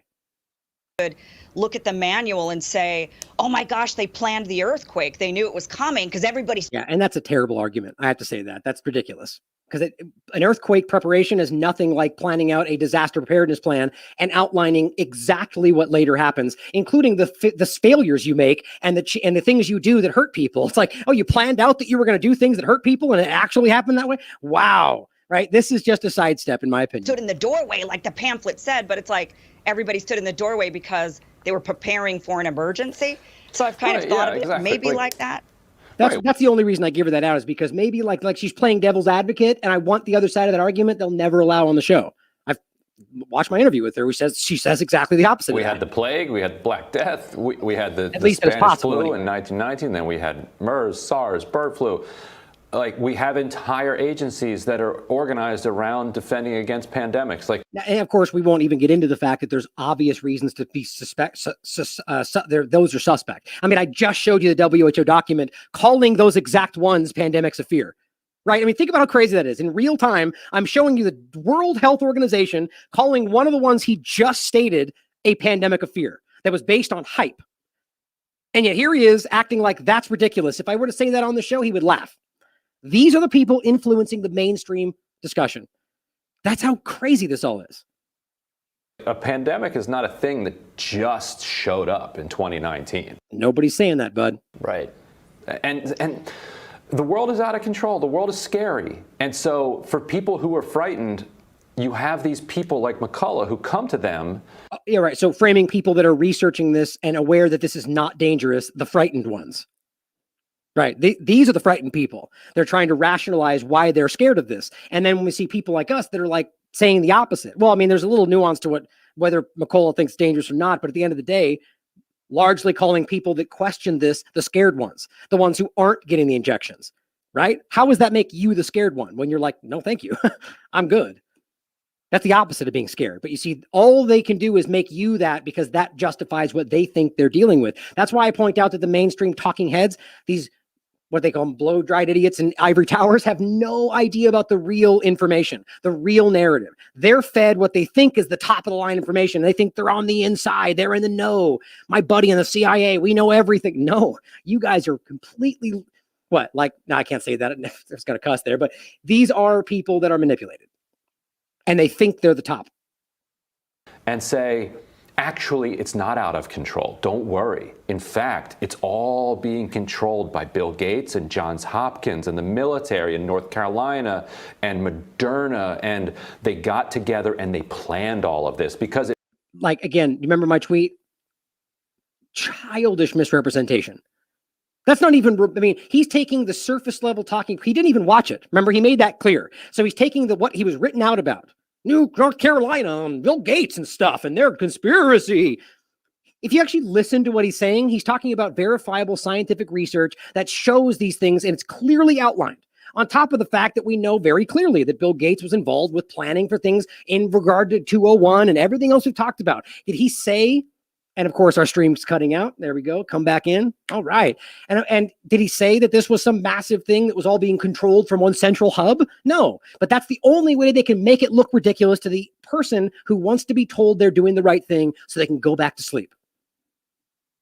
It's just like with previous conspiracy theories that become some reductive idea of some people in a pizza place with a basement in Clinton, and it gets reduced down to the most absurd, childish, dumb narrative.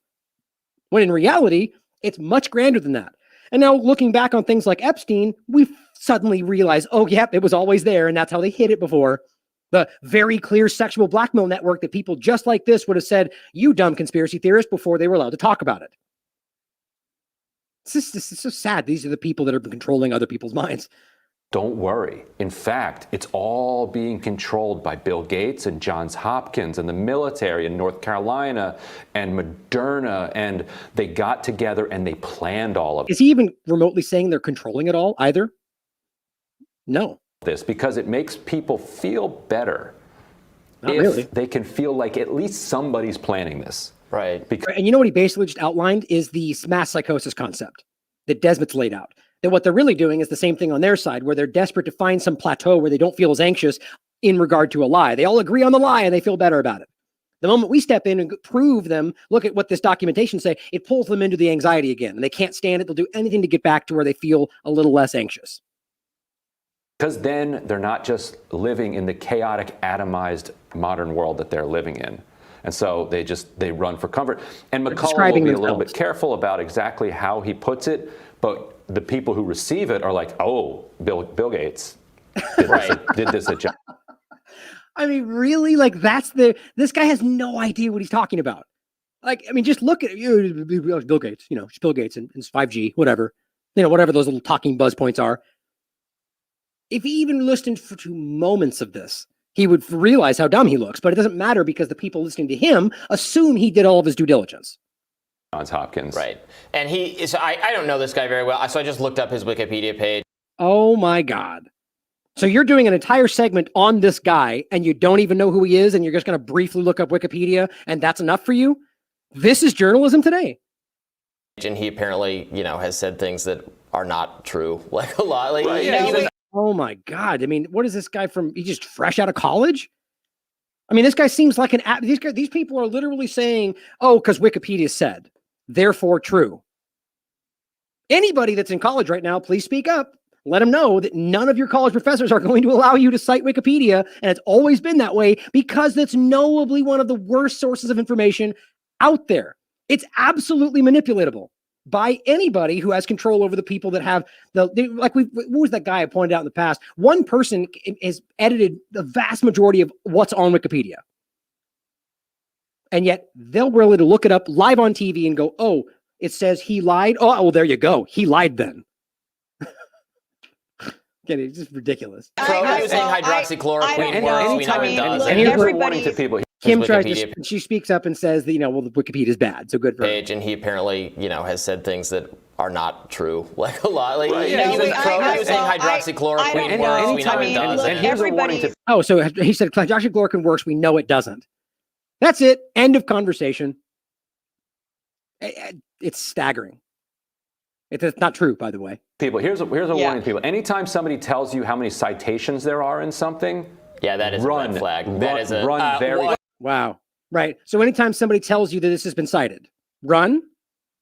Like, sure, somebody, like, the point is that you can look up what he's saying. And in fact, it's very clearly cited on interviews we've had with him, interviews that they've, it's all cited. What he's trying to suggest is that he's claiming citations without showing you on a podcast. Right. This is just manipulation. I agree completely. Yeah, that's a. But I don't know if we should. I don't know if we should be trusting necessarily Wikipedia when they label. He says that didn't mean anything. Right? It didn't mean anything. The things that we didn't look up. People misinformation. So I don't think that's fair. I think they've been labeling a lot of people who've been giving actual true information as misinformation. I think Wikipedia does that. I agree with you about like Twitter, and Wikipedia is generally pretty accurate. But like they're both basically laughing at her expense right now. Run away from them, Kim. You're better than Hill. You're better than mainstream media. It's silly though. Wikipedia is generally pretty accurate, right? Because we know that we're told that. Of course, because that's all we need to do is repeat what we're told. Media. God, it's so blatantly obvious that Wikipedia is controlled. And that's why you can actually listen to people in college level that will tell you their professors will go, hell no. And yet your government uses that as a citation to prove what they're saying. Does that not tell you all you need to know? So what I was going to say, though, the idea, I agree with you, Ryan. The idea that it's this planned conspiracy. And I believe that guy's from The Intercept, by the way, or works with The Intercept, the Ryan guy. Is not right. But the idea he's getting at there, that the idea that it's this planned conspiracy is not right. But don't you love that? So the idea that it's a planned conspiracy, that's not right. That's fake. That's wrong. Moving forward with no qualifying statements after that, just wrong because that we all know that's not the truth, right? It's not. There's conspiracies don't exist. God, these people are ridiculous.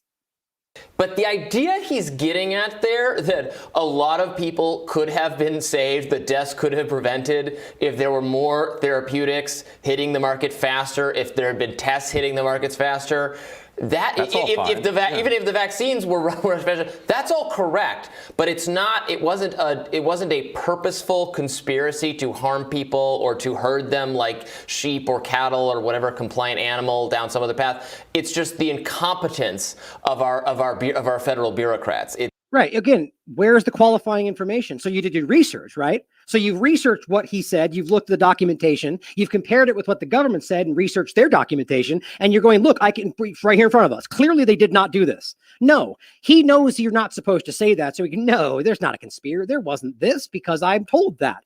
This is what we're told to think. So that's what's happening, guys. Don't you see? Why do people listen to this garbage? It's their laziness, their incompetence, Oh, and that's the other point. Listen to what he rattles off right here. So he goes, it's not a conspiracy, but it's because they're bad and they're cheat and they're criminals, and watch as he basically says the same thing. People or to herd them like sheep or cattle or whatever compliant animal down some other path. It's just the incompetence of our federal bureaucrats. It's their laziness, their incompetence, the kind of not benign, but not purposeful, just corruption. Oh, wait a minute. Purposeful corruption? What? Wait a minute. What does that lead? So you mean, so they're purposefully corrupt and doing things that are corrupt, but there's not a conspiracy. They wouldn't get together and do corrupt things together. God, because that's crazy. I feel like almost in his mind, he's going, oh shit, wait a minute. I basically just said the same thing. I'm not supposed to admit that. I've watched a lot. I don't often play mainstream media, but I had to play this because it's just that bad. And I don't know if this is where it's all going, or these two guys are just especially ridiculous. But damn it, if this is not the most obvious thing I've ever seen. Of the system of the people, it took so long to get all this stuff, and that right, like so. They're corrupt and they're going to lie about that, and they're incompetent, but they would never do that together to benefit themselves, because that's crazy. Has resulted in lots of unnecessary deaths. We're going to have unnecessary deaths between now and Paxlovid hitting the markets because of incompetence. Well, so it's just not a conspiracy. Okay, in fairness, conspiracy. No, because that word's fake news, and we're told to say Dr. that. McCullough, the hour that I did watch, I didn't get to watch the whole 2.5 hours, but the hour that I did watch, he did say that. He did say that. Thank you. The reason why the therapeutics weren't getting out there, because Rogan asked him, do you think that was like a conspiracy to get people mass vaccinated? Why they weren't allowing for more data research on the therapeutics that they were demonizing, such as hydroxychloroquine and ivermectin and others that were out there? And he said, no, from his inside sources, they were just incompetent. The powers that be, the health officials, they just weren't, they work for us. They're our health authorities. They should be studying things. And look at those two faces. This is what it looks like when you're schooled, when you don't do your research and you make an argument about how dumb they are. And she comes in and goes, oh, but he actually literally said exactly that. So you're stupid. Right? I mean, good God. He just railed on a point about that he didn't do this, and she's like, exactly, that's what he did say. I mean, why wouldn't you cut that out? Why is this the clip that gets posted? Like this, these people look ridiculous, and it shows you how lazy they are. Like they just don't even care about the information. They only care about the narrative. And she's the only one stepping in here and going, well, he did say that, and she only watched part of the interview. On our behalf, and they weren't. They just kind of put all the eggs in the vaccine basket and sort of ignored anything else that could have potentially saved lives. And they did. And that is pretty scandalous. I mean, like I said, the rest of the stuff he talks about, I'm not willing to just discount it like you guys are. I'm willing to say, good for you. I'm willing to look at, I don't see any evidence of that happening. I also don't see evidence of it not happening yet. So I'm willing to say it's possible what he's. And here's my point about it again with her is, I myself am often taking the irritatingly objective stance. And plenty of people call me out for that and to pretend like I'm just being wishy-washy or whatever, when I'm not. I'm intentionally trying to be as objective as possible in a time when nobody seems to be. And I respect that in her in this case, especially in the beginning, right? And this is the counterbalance. My point was the clip that I shared that the Hill put out made sure to cut off this other part of the argument, right? But the clip has it all. That's why I'm playing it.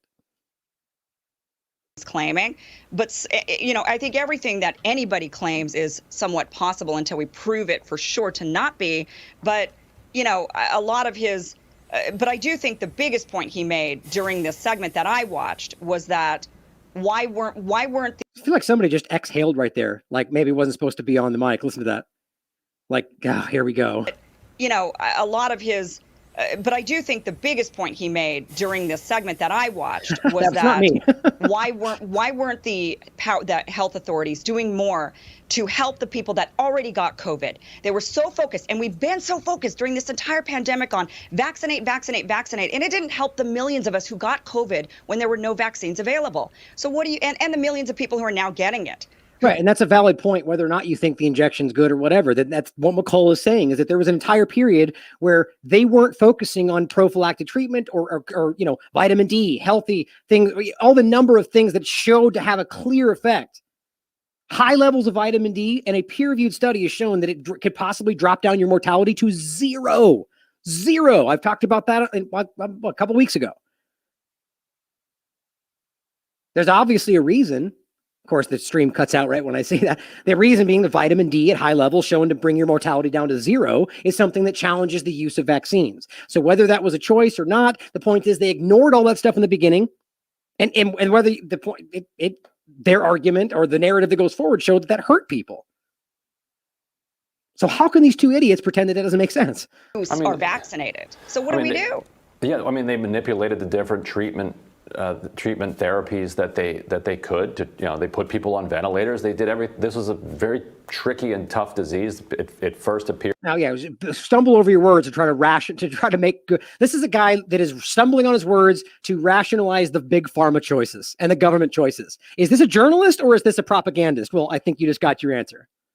That it was, mostly just respiratory. Then it turned out actually it may be much more vascular than it is respiratory. And if hydroxychloroquine and ivermectin, legitimately worked and could be demonstrated to work, which they have, both of them. I've shown you multiple peer-reviewed studies, including one saying it's a Nobel Prize-winning drug with all sorts of effects of COVID-19, has antiviral effects, shows to stop the virus, brings the number, all of that. I have multiple studies.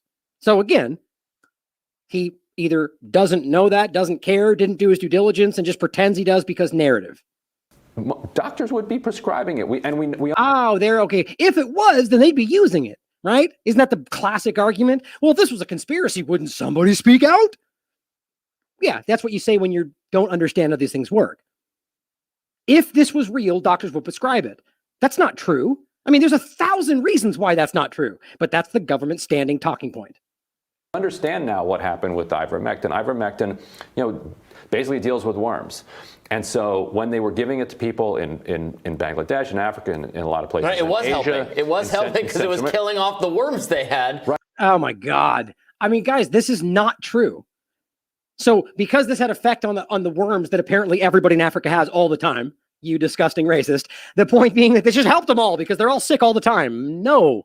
The documentation I've shown you 1,000 times over makes it undeniably clear to not waste any more time on these fools that ivermectin is obviously a valid possibility.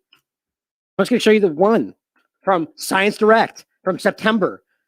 A multifaceted drug of Nobel Prize honor distinction with indicated efficacy against the new global surge. This isn't saying only because it removed the worms in Africa. No, this is everywhere. And the fact that it's shown to have efficacy in regard to specifically COVID-19, specifically antiviral. It's amazing that Ryan Cristian in his room here can have more insight into the Hill and all of their fancy journalists, right? Because they're not that. They're talking heads that continue to lie to you. Very easy to show if you just care to look.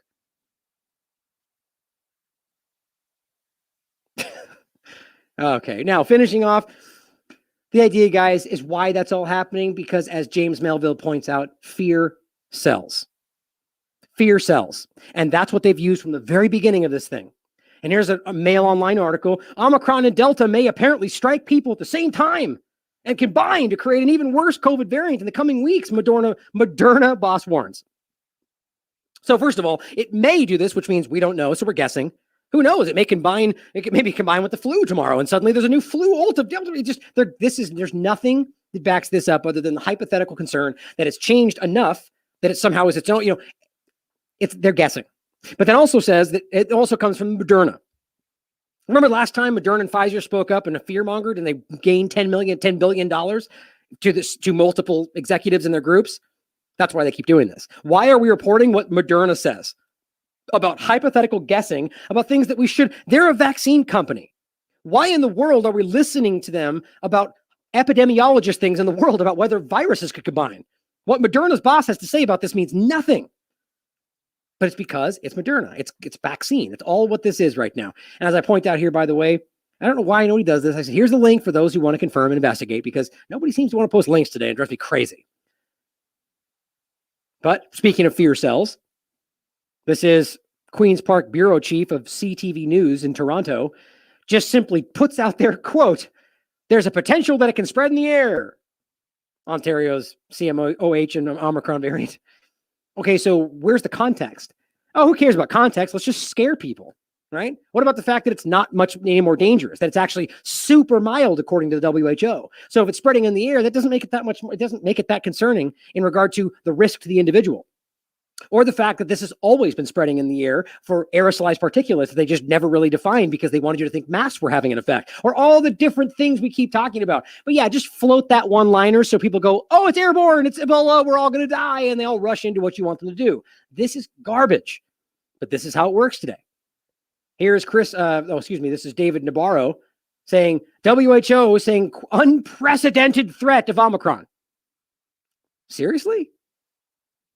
Now, okay, just in case you all forgot, unprecedented means never done or known before.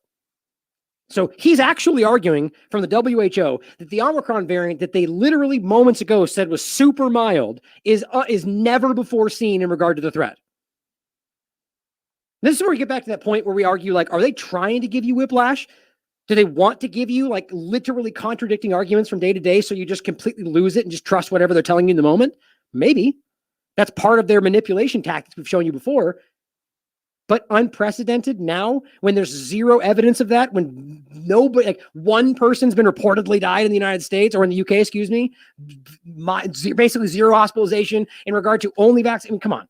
There's 1,000 reasons why this is not unprecedented even remotely, but they want you to be scared. Even more so, Londoners with cold symptoms are apparently more likely to have COVID now. So now the cold becomes COVID, which is probably already what's been happening. But nonetheless, it's just about keeping you hyped. So now you have if you have a sniffles or a cough, even a small one, now you're thinking COVID, just like you already probably were, but they're just jamming this back into your mind as we go into winter. So everything, anywhere, any sniffle, any cough, it's going to be COVID. That's what they're framing for you right now, and everyone's going to be scared. Because look, professor behind symptoms tracker says that Omicron variant causes headaches and sore throat and runny nose. Oh my gosh. Super scary, except that happens every single year. So is it possible this isn't even what they say it is? Yes. But don't worry, because we're just going to shift into some other fear or unknown thing that may become a new variant, or it may become Omicron itself, or may become a new virus going forward. It'll become whatever they want it to become, if it's even really happening. 89 Africans killed by mysterious new illness emerging in South Sudan. Right now, after everything that just happened in Africa, and they're pointing out that only 6% of Africa is vaccinated, yet they don't have any problem over there, and now suddenly there's all these things popping off everywhere around Africa. Come on, this is ridiculous, especially since this is overhyped, when we don't even know what this actually is yet, and it's being pushed into your view.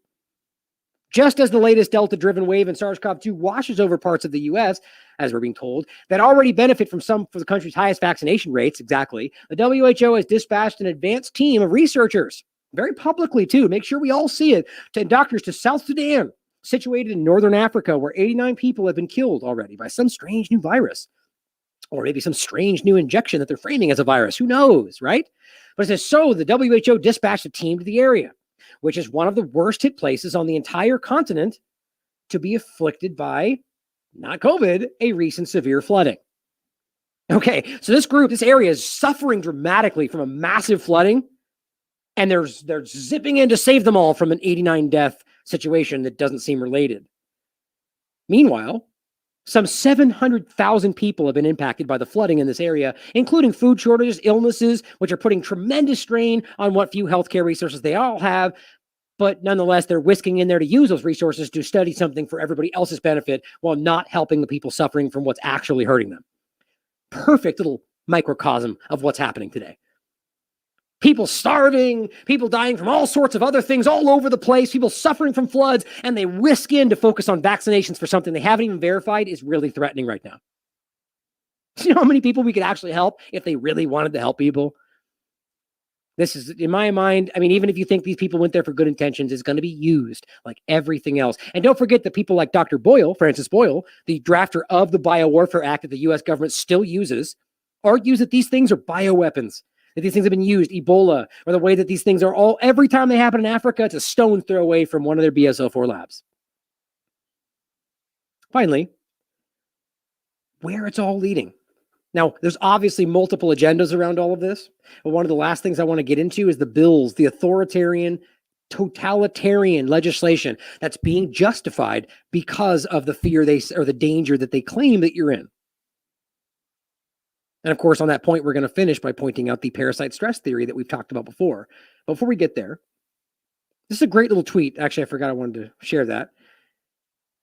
These bills are real, he says. If you're in New York and want to voice your opinion on them, this thread will have the links to each individual bill, which it does. Good for him. Good for him. Now, what these are showing you, it's some pretty alarming stuff in New York City right now being justified by Omicron despite it not being more dangerous. That's all they do is they hype that it could be. It's unprecedented. We don't know where this is going. All that's used to force in what they were already going to force in, even though it's being shown to not be more dangerous. Just like what the Pfizer CEO said, well, the fact that it's not more dangerous is the most dangerous thing. It's like, cool. So either way, we're in danger. Great how that works out perfectly for you. What's actually creating the variants, which is why he said that, is the people who are injected but allowing this to continue to spread. The evidence is undeniable. But really quickly, here's what it says. January 5th, the legislative session begins. Here is a snapshot of just a few of the bills that are looking to be passed in New York City. Or this is New York State, NYS. So, first one, A8378, forced COVID shot mandates to attend school. Well, here they are. And it's very clear. The fact is nobody's being reported. The media is not reporting on this stuff. authorizes the Commissioner of the Health to develop and supervise the execution of a program of immunization against COVID for purposes of state aid to schools, requires immunization against COVID for attendance at school, which is already generally happening, but they're just enshrining it into law. Next one, forces all adults' vaccine records into a state database. I mean, we just talked about this one. They're already doing this, but this is New York specifically. So now they're forcing your information into a state database, which is used to track you and can basically the federal vaccine database that's already being put forward is how that's going to work. And this is alarming to me in every possible way. Next one, forced flu shots to attend school and preschool daycare. You see how now we're shifting over to flu shots too, you see? So it's not, now it just went from, where was that one? It just went from COVID because we're in a pandemic to just going, well, since we're now rationalizing forcing things, we're going to force the flu shot too, because danger, pandemic, and fear and the same thing. The flu shot that we've all been living with, that's all been generally just been your choice all this time. But now suddenly, if we don't do it now, we're all going to die. A2240. Here it is. Relates to mandatory influenza vaccines for persons attending daycare. Mandatory. Which, by the way, again, the point is this is becoming, if they make a universal one that talks about flu and COVID and everything together, guess what? Now you're going to be forced to take that one, even if you only wanted the COVID shot. So it says, eliminates religious exemptions for work in college. You can read through these for yourself. They're all cited. Why in the world would you make a law that eliminates religious exemptions? Are you pretending that nobody has a religious exemption? No, they don't care about it. They never did. They don't now. They're just making a law to remove it. It's that simple. And they're not telling you about it. It eliminates parents' consent to shots when a child reaches 14.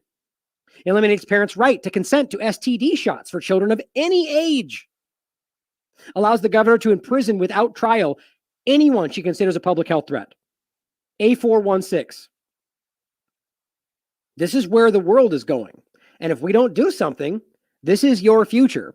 And this is already happening, where they can remove you and your contacts if they deem you a potentially dangerous public health threat. Completely subjective. Read it for yourself based on what they see as a threat. That's complete absolute power. Finally, allows the governor to imprison without trial anyone she considers a public health threat. Oh, that's the one I just read. So that's, just read through these for yourself. This is what they're building right now under the guise of you're in danger. Even things like this that seem to have zero relation to what's going on in California. They've just banned generators under a guise of climate change, of course. Now, why would they ban generators? Why does that make sense? Well, it's a way that you have independent energy. Well, they don't want that, right? You need to have no privacy and own nothing, and you apparently never been happier. That's what they're building for you. You don't have any choice. You have to tap into their power structure. They're in control. They can cut you off if you don't do what you're told, you see? So generators can't be allowed, right? Because it's old and archaic, and it's something they can do that we can't hack, that we can't turn off. And of course, again, climate change. That's blending with what we're dealing with today. Just so we're clear on this, it's at least as it starts, they're saying, well, you can, if you have one, you have it. If you have an RV, you have it. But we're making them banned from here forward. You can't buy them, and eventually they're probably going to make them illegal to even use. Which, if you think that sounds crazy, you would have thought it was crazy to say that they would ban independent generators. How is that even? I mean, the logic of that. Again, think about this, that they can go all the way over to the fact that they're telling you climate change is such a risk, even though that's debated openly in Congress, that they're going to tell you you can't have a generator. I mean, it's your personal choice to make something that has no effect on your current life, your personal situation. It's your right to buy anything like this you want. It's not illegal, but they're saying because of a risk that they see that they're going to stop that. You realize that logic can be applied to literally anything they then deem something that's tied up in climate change problem. Anything, meat, anything, which is all where this is going. And here's the next part of it too. In New York City, on the other side of the country, they just banned natural gas hookups. Same point. In new buildings in efforts to fight climate change. Natural gas. Both of which basically you can have as independent independent energy. natural and otherwise. Things that you can do on your own that you don't need to tap into a central database or government-controlled system. Isn't that interesting? All of this being rationalized under what's being used, the momentum of COVID-19, climate change, passports, green passes, and all this, and we're all just shifting into the next thing. This is where it's all being rationalized, and it's being rationalized because of the fear around what they tell you is happening, even if it's not real. Now, this is something that Derek put out in August 2020. This is the first part, by the way, of the parasite stress theory that we haven't talked about in a while. I added this to the breakdown here. Exposing parasite stress theory, part 1. Multiple studies predicted governments become authoritarian in response to pandemics.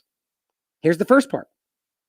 Right? So everything he cites in here, guys. These studies predicted long before we got here that all the governments needed was the risk of a pandemic. And they make it clear in these studies it doesn't even have to be real. Just the threat will drive your populace into a pliable situation where you can create what you want. Read these for yourself. These are going all the way back to the 2000s. And we're going to pretend that they don't know this? Let's just even say this is totally organic. Are we going to pretend like they wouldn't realize this in the middle of it and go, wow, let's take advantage of this? Read this one for yourself, but make sure you also read the part 2, which is the most important in my opinion.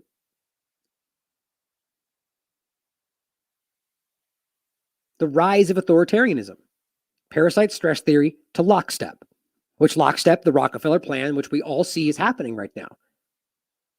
These are studies that very clearly found that all you have to do is create a threat of a pandemic specifically, and people would fall into line. And they would allow you to literally create an authoritarian state. Things just like this. All these bills forcing adults to be vaccinated, forcing flu shots, eliminating religious exemptions, forcing you into jail because they think you're a threat. Guys, this is authoritarianism. It's not even veiled. I mean, it's obvious. Being able to just say, you can't have a generator now because we decided it's bad. That's authoritarianism. This, in part, is why this is happening. It's that clear. It's just time to wake up to it.